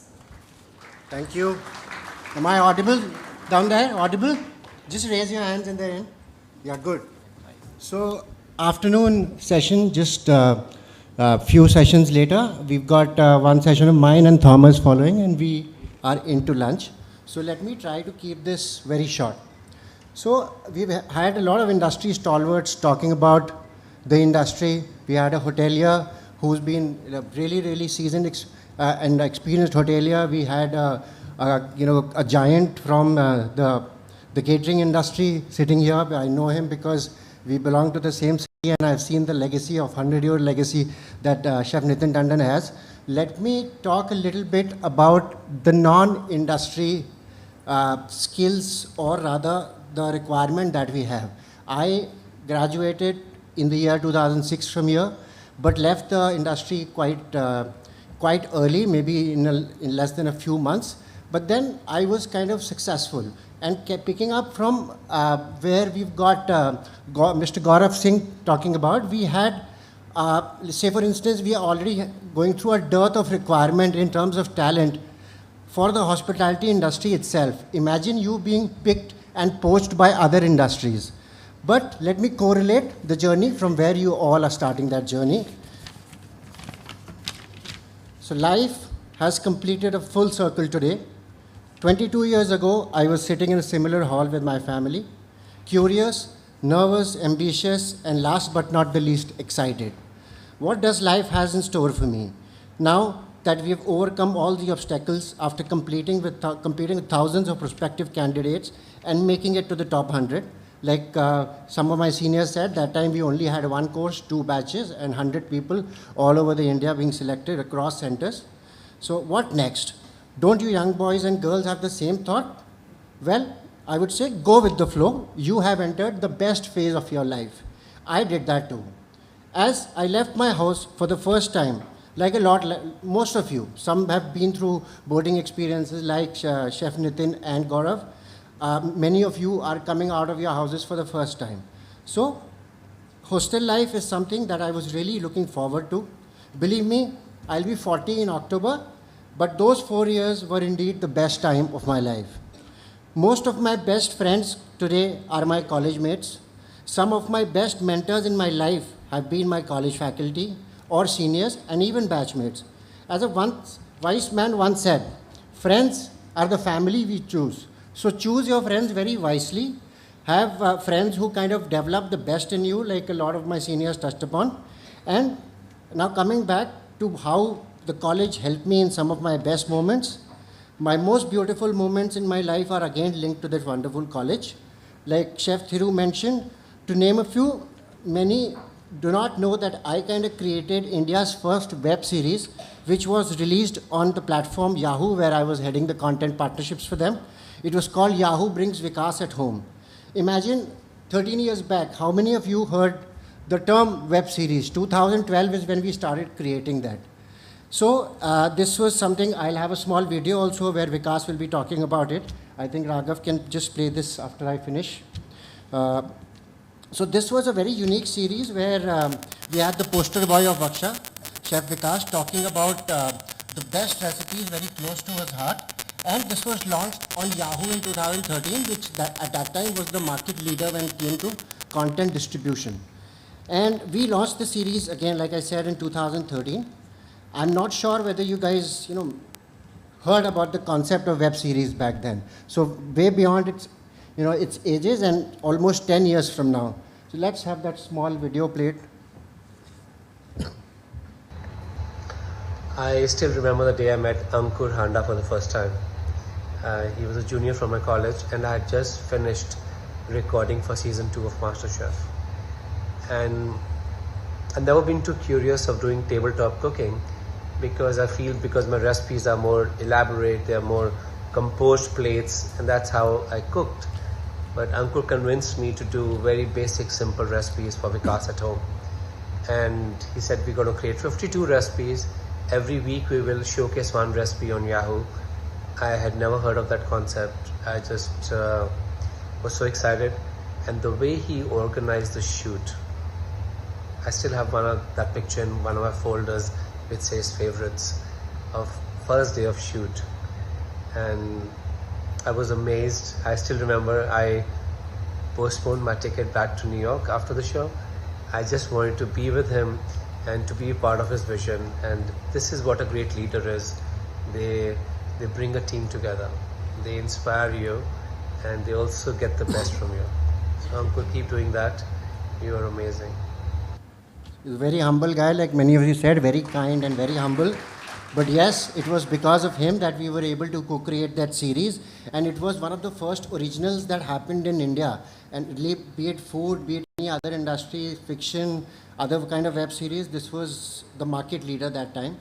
And then, based on the kind of experiences and the lessons that I learned from my college, I then went on to do a few more shows just to understand, but from the other side of the camera. So I was a contestant of MasterChef India Season 4, where I kind of reached the top 35 out of 10,000 people. And I did another show on a channel called Sony called Sanjeev Kapoor Ke Kitchen Khiladi. Again, because of the kind of experience where Chef Thiru mentored me in a way that I was able to sail through all the rounds of auditions, and we kind of, in fact, reached a level where because I was not like a practicing chef, so I kind of had the same skills in me that a practicing chef would have. So that again kind of helped me. Like I've already mentioned above, I've left the hospitality industry soon after getting a college placement with the Oberois. I always kept it as a passion. In my current role, in fact, I've handled leadership profiles at brands like Alibaba, Yahoo, and most recently Fancraze. Now Fancraze, I kind of deal with the ICC, the ACC, a lot of these top cricket players like the Virat Kohli, the Rohit Sharmas of the world, and there, if you have that kind of experience where you've dealt through fussy guests, crazy customers, it's very easy, and the college has taught you so well to handle that with a lot of poise and, with a smile on the face like Nitin mentioned. Now, like I said, I'll keep it quick. I want to end my speech by thanking the college and faculties for the strong base that they gave me, which helped me prosper. I've got my class teacher, who's now the principal, Chef Thiru. We've got veteran teachers like Father Lobo, Srilata ma'am, Setu ma'am, Vidya Patwardhan ma'am. A lot of these guys were still there when I was studying. And especially students and parents, you have made the best decision of your life by sending them or your kids to the best or the most prestigious college in the country. For me, the whole world. Just wait and watch for only 3 months. You'll see the positive changes it brings in them. Thank you.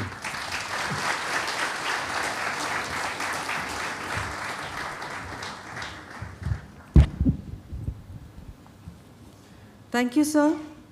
We truly appreciate your inspiring experience and energy, which perfectly resonates with the essence of today's event. We extend our heartfelt thanks for your inspirational words. Your guidance will be cherished by our new students as they navigate their college experience. As we open to new insights, may our spirits be lifted and our actions be guided by the intentions that we have set forth. Let us now welcome our alumnus, Chef Thomas Joseph Zacharias, chef and founder, the Lokavar, Mumbai. He is an acclaimed chef with almost 15 years of professional cooking experience, which ignited his culinary journey in his grandmother's kitchen in Kerala. After his graduation from WGSHA, from the 18th course BHM, as the topper of his class and university gold medalist, he honed his skills at the prestigious Culinary Institute of America in New York. At CIA, Chef Zach embraced the power of storytelling as editor-in-chief of the campus newspaper La Papillette. After graduating with high honors from CIA, he joined the celebrated 3-star Michelin restaurant Le Bernardin in New York City. His extensive travels took him to the corners of the country, immersing himself in the diverse elements of Indian home cooking. Inspired by the flavors and tradition of 18 states, he returned to India and assumed the role of chef partner at the Bombay Canteen. Under his leadership, the Bombay Canteen received several accolades, solidifying its place as a leading modern regional Indian restaurant.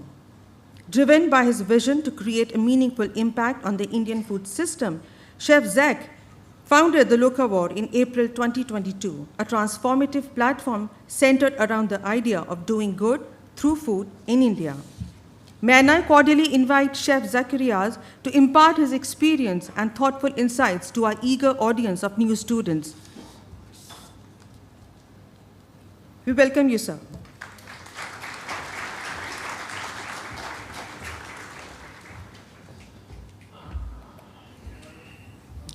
Thank you. I know it's right before lunch, so everyone's going to be really hungry, but it's still better than right after lunch. So I feel bad for Nandita. How's everyone doing today? Good? To start with, I'm going to, and again, I'll keep this short as well.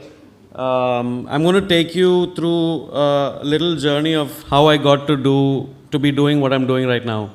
The introduction, thank you for that introduction, and I've spent about 15 years working as a chef in the industry, but 2 years ago, I took a leap of faith and left my job at the height of my career, being a full-time chef, to start something on my own.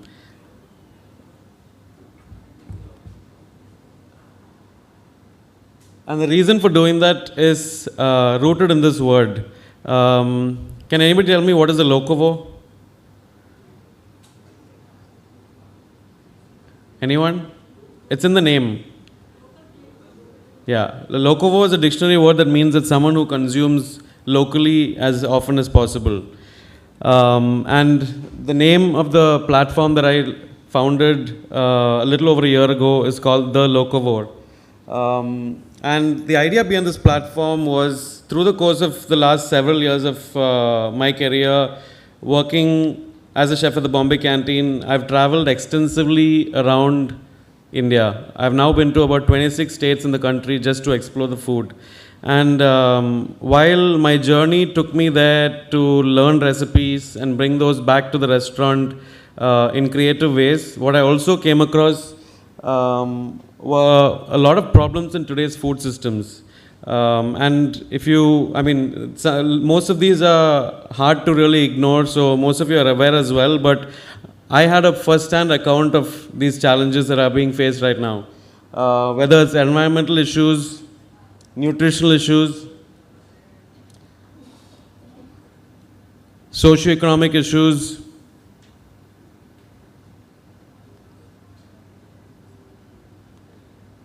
or cultural issues. And I felt like, as a chef who was taking inspiration and taking from these experiences, I didn't feel like I was giving back, because what I was doing back at the restaurant was in stark contrast to what I saw at the grassroots level while I was traveling. But there was hope. What I also saw in the process was I came across lots and lots of people and organizations who are doing incredible work on the ground. And that's what gave me the hope to start looking for solutions. And I came across many solutions in each of these challenge areas along the way. And something really started building up inside of me to say that I needed to take a call for myself and figure out how I can be a part of the intervention and make impact. And that is what led me to the Locavore.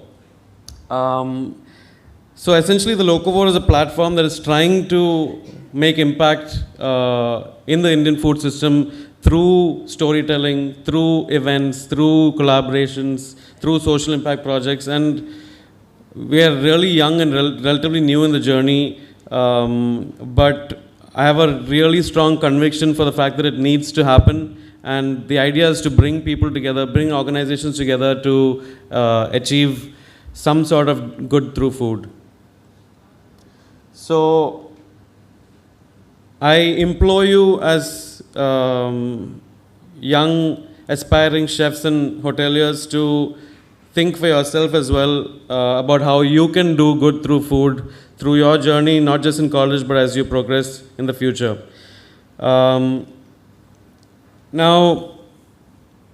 when I thought about what I should address you and what I should tell you, I tried to put myself in your shoes. And so I said, okay, what if I could go back in time and talk to my younger self?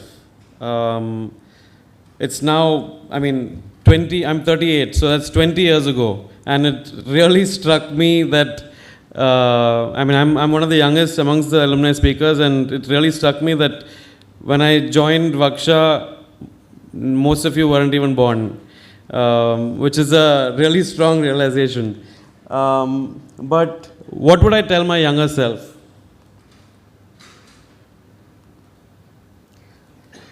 Firstly, learn. I know all the speakers here have spoken about how it's important to learn, but learn patiently. And this is a lesson not just for the students, but also for parents. Through my years as a chef, and I've actually hired many graduates of WGSHA. A lot of students have gone through as interns. Increasingly, what I have seen is that there's a lot of impatience in trying to rise up to the top. But we are in an industry where you really can't take shortcuts, because you really have to look at this as a test match and not a 2020. You have to learn, you have to grow, you have to adapt.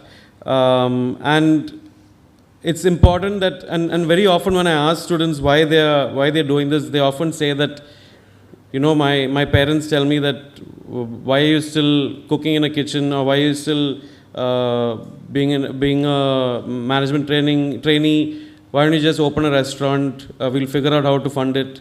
But that's a really bad decision to make. I think patience is key, and if you're hungry to learn, the sky is the limit. So grow as an individual, not just academically, but beyond that as well. Try and evolve. So learn beyond the scope of your education. Secondly, I think something that I feel very strongly about is the importance to be kind. And the kindness that you can show is not just to the people around you, but also to yourself. There's a lot of pressure in the world today.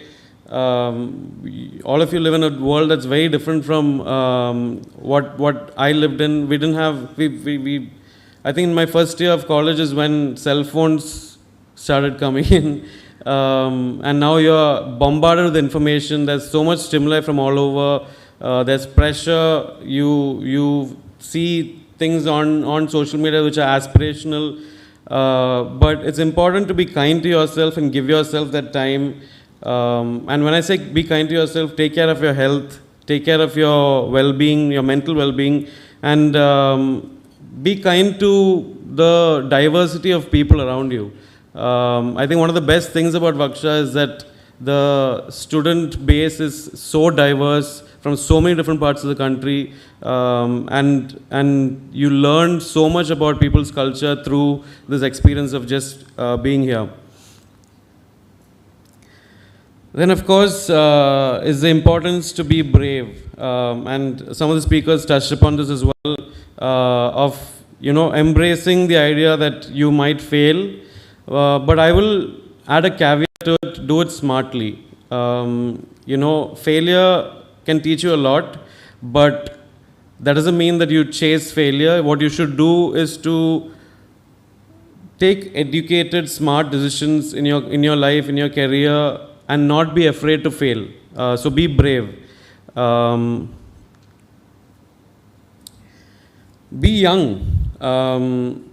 I think, the one thing that every time I come here, I can't, it's like we're stuck in a time warp, because all of the faculty here, including Tirusa, Father Lobo, Srilata ma'am, everybody looks exactly the same as they did 20 years ago.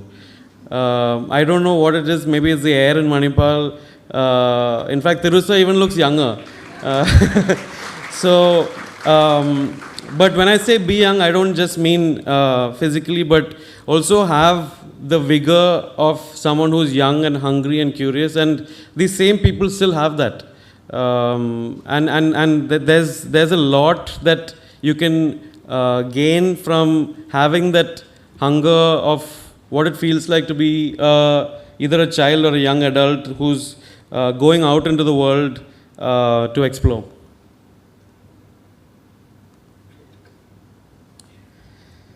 Stay rooted. This is, I mean, this can be interpreted in many ways. One is it's important to stay grounded and be humble. We've seen even someone like Chef Vikas Khanna, who's achieved the fame that he has, continue to stay humble, and he didn't really mention it. I mean, but I think that that's one of the reasons for his success as well. Because when you're humble, not just for show, but when you're genuinely humble, you're willing to receive criticism, you're willing to learn, you're willing to adapt, you're willing to evolve. So stay humble and be self-aware, but also stay rooted in what is around you. You know, there are lessons everywhere. One of the most bizarre things that I find when I'm interviewing graduates from colleges is especially ones who want to become chefs, and I ask them, you know, why you want to become a chef, and they're like, I love to cook. And then my next question is, okay, what have you learned from your home kitchen? And most of them haven't, because we are so enamored by, say, Western techniques, Michelin stars, 50 best lists, things like that we forget that there's so much to learn right here. I've made an entire career from solely focusing on celebrating the richness and diversity of food that exists in India. And so try not to forget that. I'm not saying that you shouldn't explore what international cuisines, Western traditions, things like that, but not at the expense of not accepting, acknowledging, respecting, and celebrating what we have here in this incredible country.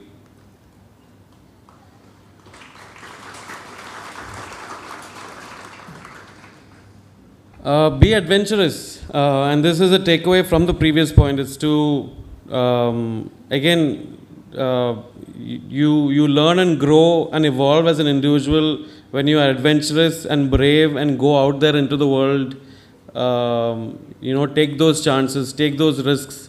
Like I said, in the last 8 years, I've made it my career to travel. It's not that it worked. I got a career and then I decided to travel. The travel became part of what I do. And again, when you're interacting and learning from new cultures, pushing yourself out there on the road alone, there's a lot of life lessons that you learn. And that's the same with WGSHA as well. And I think in my 4 years here is when I really felt like I became an adult. And that's something that you know, you don't realize that in addition to the education that they give you, these 3 or 4 years spent in Manipal on campus is also going to teach you a lot of life lessons and give you a chance to become more mature. So grab that.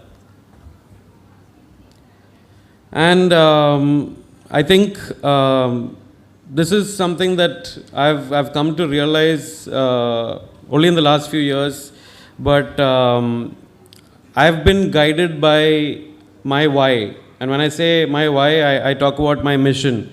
So believe in something, find something that you really believe in, and there are many ways of putting this. It could be your passion, but figure out why you want to continue doing what you do or living the way you do.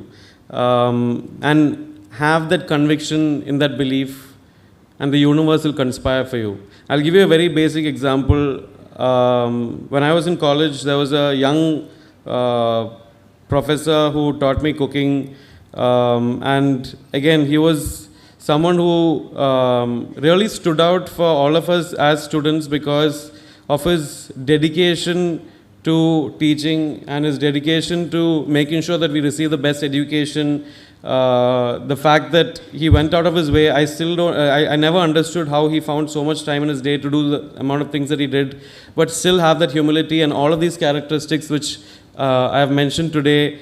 And very often when you become an adult or even during your childhood, you think that, someone who's genuinely nice, someone who's kind, someone who's brave and trying to do the best that they can, it doesn't necessarily always work that they get a chance in the world. And that's a belief that we have. We see, people aspire to or reach heights of fame, heights of achievement who we feel is not justified. So you don't think the opposite, where someone who is genuinely nice and who deserves to be in a position of power and responsibility never gets there. And so for me, seeing this young professor who taught me cooking for 3 years and was a mentor to me, again was someone that I know that all of my batchmates, we were always thinking, it's like he stood out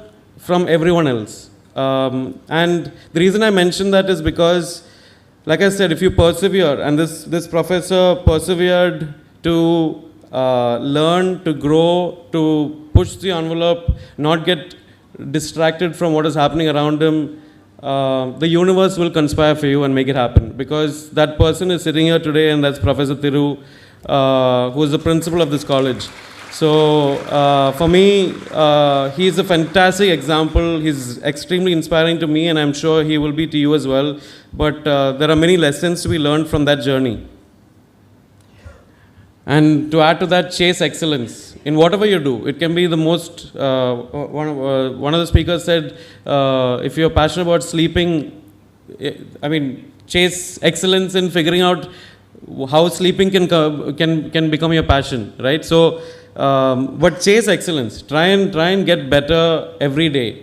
I'm someone who personally doesn't believe in looking outside my realm for competition. I never have, and I still continue not to. I'm competing with myself. So I'm looking at myself every single day and figuring out how I can evolve and grow and become a better person and become better at what I do.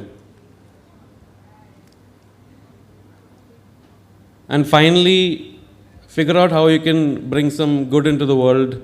There are so many hardships, there's so much sorrow, there's so much hatred. And if you can channel some positive energy within you and do good and be kind and contribute, it'll really, really go a long way. Thank you.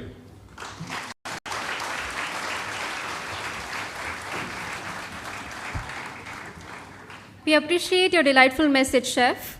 Our sincerest thanks for your thoughtful address.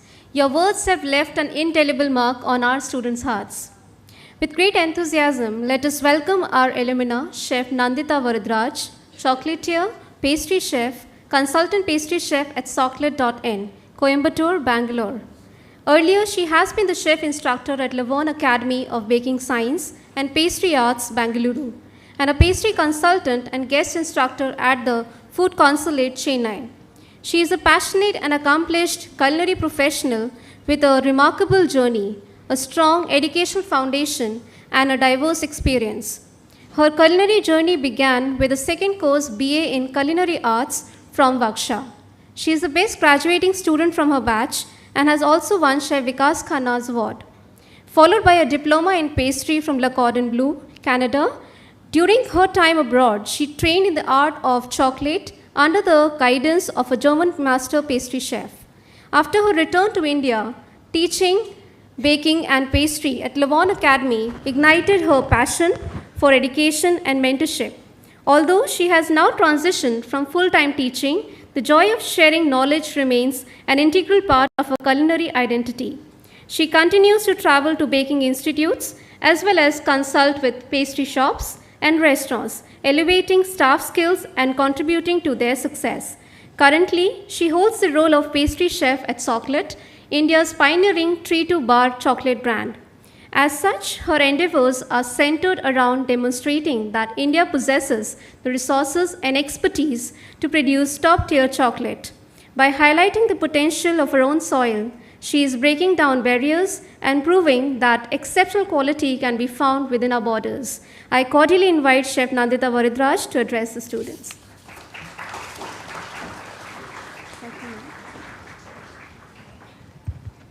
All right, thank you for that wonderful introduction. Can everyone hear me? Yes? Okay. All right, I'll keep it as brief as I can. I know everyone's very hungry, I'm assuming. All right. Thank you for that great introduction also. She highlighted the kind of work that I do and what I am working on right now. She talked about softlit. I'm very passionate about what I do. I feel that that started from my time here. This institution has done a lot for not just me, my classmates, all of you also who are just starting this new journey. You are at a very exciting time in your lives right now. You get to decide what kind of person you're going to be, what kind of hotelier or a chef you're going to be, and how you're going to achieve that in the next 3 to 4 years, right? So super exciting time. I'm very happy for all of you. I wish I had also, I can't remember my orientation day. I don't know if it was for the same for the other alumni. I really can't remember who spoke that day, but I hope that our words stick with you. Not just me, but everybody else's as well. And I just want to start with, I texted my dad this morning and I said, I'm feeling a little bit nervous. This was the message he sent me. Take a deep breath. Remember, they are all kids entering a new chapter in their lives. As eager as they are nervous, this will be a defining moment in their career. Tell them your story, your journey, talk about your nervousness, your joys, sorrows, and ultimate satisfaction. Just as much as you are entering a new phase in your life, after working as a professional, tell them to live every moment to the fullest with commitment, with dedication, and the rewards that come naturally. It really spoke to me a lot. I am very touched that my dad sent me this message this morning, and it's something that I wanted to share with all of you as well. Coming to this institution, like I've spent 3 wonderful years here. The amount of connections I've made, the network that we have achieved through here, it's all boils down to Chef Thiru and of course the amazing faculty that also take part in this institution every single day, right? I don't know much about Father Lobo.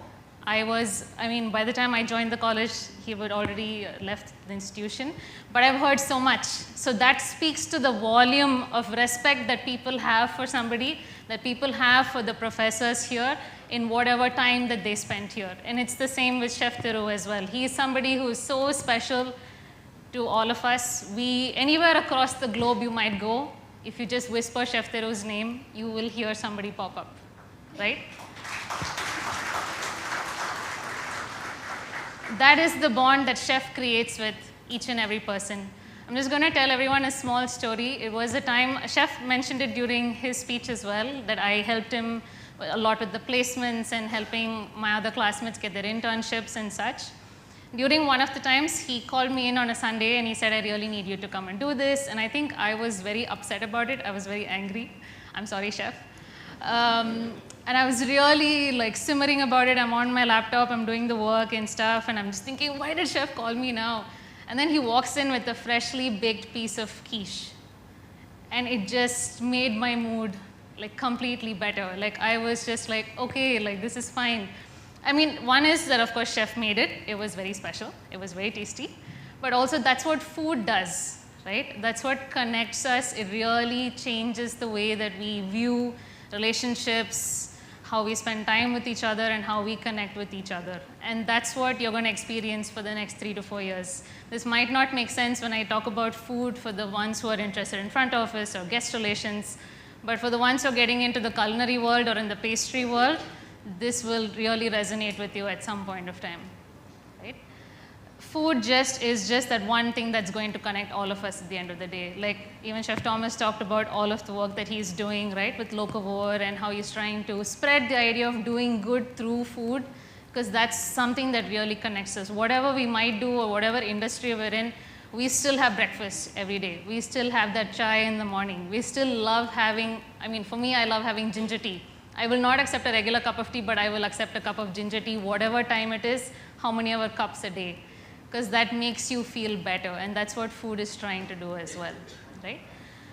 Coming to the work that I do, right, even with chocolate, I'm very passionate about it because it's about Tamil Nadu cocoa, for people who are not aware about the brand as such. I'm from Coimbatore. It is still one of the smaller cities in Tamil Nadu. Not many people are aware about it. They only know Madras or Chennai, which is the complete other end of the state, right? But the company that I work with, we have our own farms, we grow the cocoa, we manufacture the chocolate, and we don't process chocolate from anywhere else. So all the products that are made under the brand chocolate are all pure Tamil Nadu 100% cocoa. We don't adulterate, we don't add preservatives, we don't add additives. And I find that I love that I'm being back in my hometown. I'm doing something that I love doing. Chocolate was an accident. I actually hate chocolate. I used to hate chocolate, not now. As a kid, I never ate it. I hated chocolate ice cream. I hated chocolate milkshake. And unfortunately, most of the complimentary birthday cakes in hotels are chocolate cake. If you're ever having a guest over for your birthdays, please ask them if they like chocolate or not. Yeah. But now, of course, I've grown to understand it better. I've grown to understand how it tastes and how to savor it, how to eat it, and I have changed. But that means I was open to that change as well. So that's the other important thing. You might not like something now, but you can change as well, right?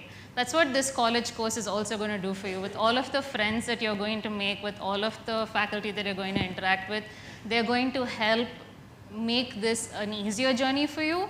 And you're going to be very, very happy at the end of it that you learned so many things, maybe not about the class, maybe not about the curriculum, but you learned about the other person, or you learned about their culture, where they're from, how they like to have their chapati, or with the ghee, or with makkan, or whatever it is, right? I'm a South Indian, so I didn't know most of these words before I joined this program, right? I had an Orion classmate who was my partner during the kitchen practicals.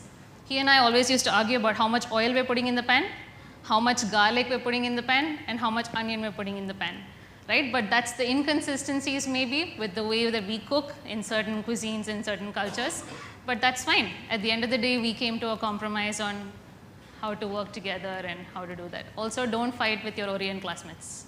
That's a key point. Yeah. Just enjoy yourselves for the next 4 years. Make use of the time here. Absorb whatever they give you. It's very, very, very important. Immerse yourself in all of the events as well. Take part in all of your food fairs and your kitchen simulations. They're very important. They teach you how to work later on, right? Also, just wanted to highlight, I am the youngest here, that's fine, but also the only woman here and the alumni speakers. For all the girls out there, somebody asked me last week, Chef, how have you been in this industry this long? How are you surviving? Because people are finding it difficult. Though we talked about the shortage of staff in hotels, there is also a shortage of maybe a good place for people to work in. I don't know if that's the right way to phrase it, but this is what I'm facing with a lot of my students or a lot of people who look for mentorship. They don't feel like they're finding the right fit. So when they're frustrated, they join the workplace, they don't like it after like 2 days and they want to quit. Sometimes you have to persevere, right? Everything is not going to come easy. You have to work hard for what you want. People might put you down. You have to take that into your stride and just take it and keep moving on. This was something I experienced in my second year, beginning of second year. Chef had invited me to be a part of the, should I call it open house, where all of the students and the parents can come and meet the faculty, and we were at this star hotel. And so Chef later on introduced me to the senior chef of the hotel, and he basically told me I would be nowhere. I would be nowhere in this industry, that I would not make it as a chef, and that I wasn't cut out for it because I was a woman, right? And that was very hurtful. It was very hurtful to hear it from somebody who I've not worked under. I can take criticism from somebody who's seen my work. It was very difficult to take that criticism from somebody who has no idea about who I am or what I do, what I sound like or what I look like, nothing, right? So, but I took it in my stride that day, and I just told myself that that's fine. There will be these people in this world who don't think that you can do it, but you just put your mind to it and you can, right? It's hard that day. Take the time that day. Grieve over that message. but the next day you pull yourself up and you get back to work, right? That's the most important thing. Take it in your stride, it'll be fine. It might not be fine today, but it might be fine tomorrow, right? Just want the best for all of you. Really do want that. I see myself in all of you because I was sitting there just like 10 years ago. It seems such a short time away and seems like a long time ago as well. But I'm very, very excited to see what this new batch of students is doing. I also hope that I get to come here and teach a workshop for some of you. I would be very, very excited to do that. Okay, thank you.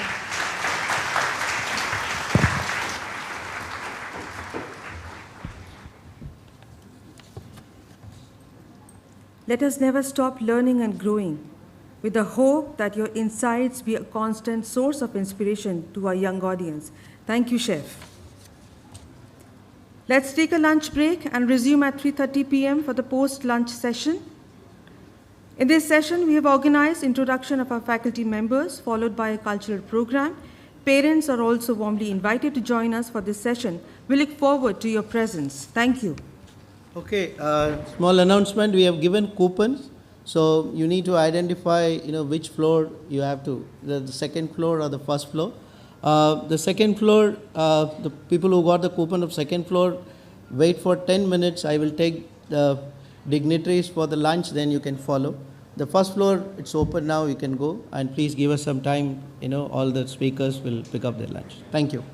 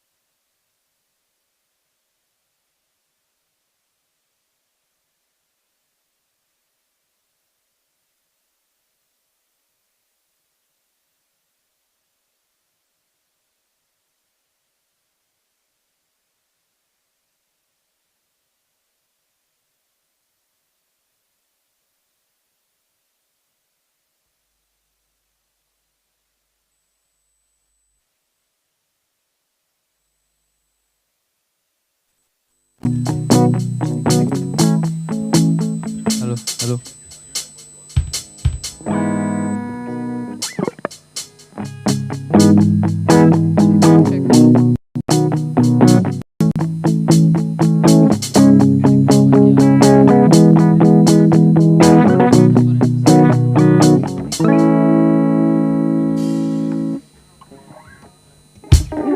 Check, check, check. Hello.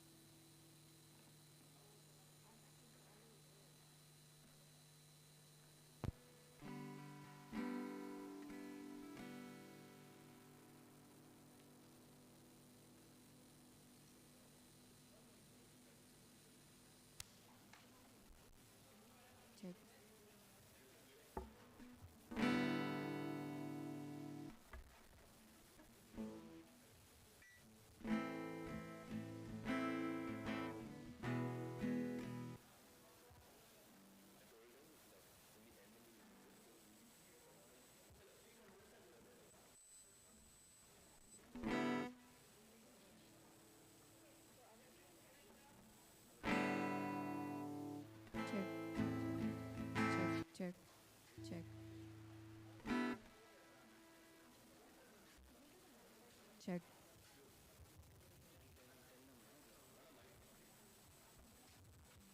Check, check. Check. Hello. Check. Hello. Check, Huh. check, check. Check. Hello. Hello. Hello. Check, check, check.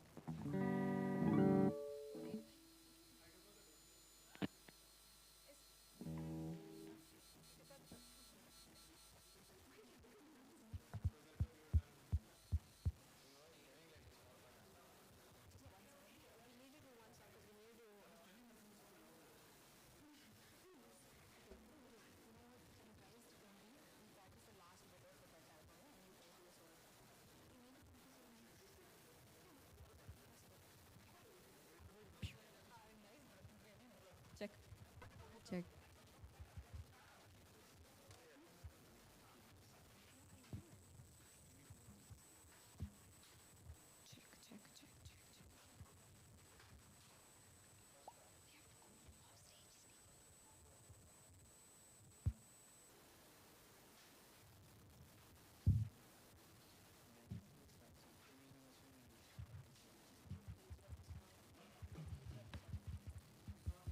Check, check, check.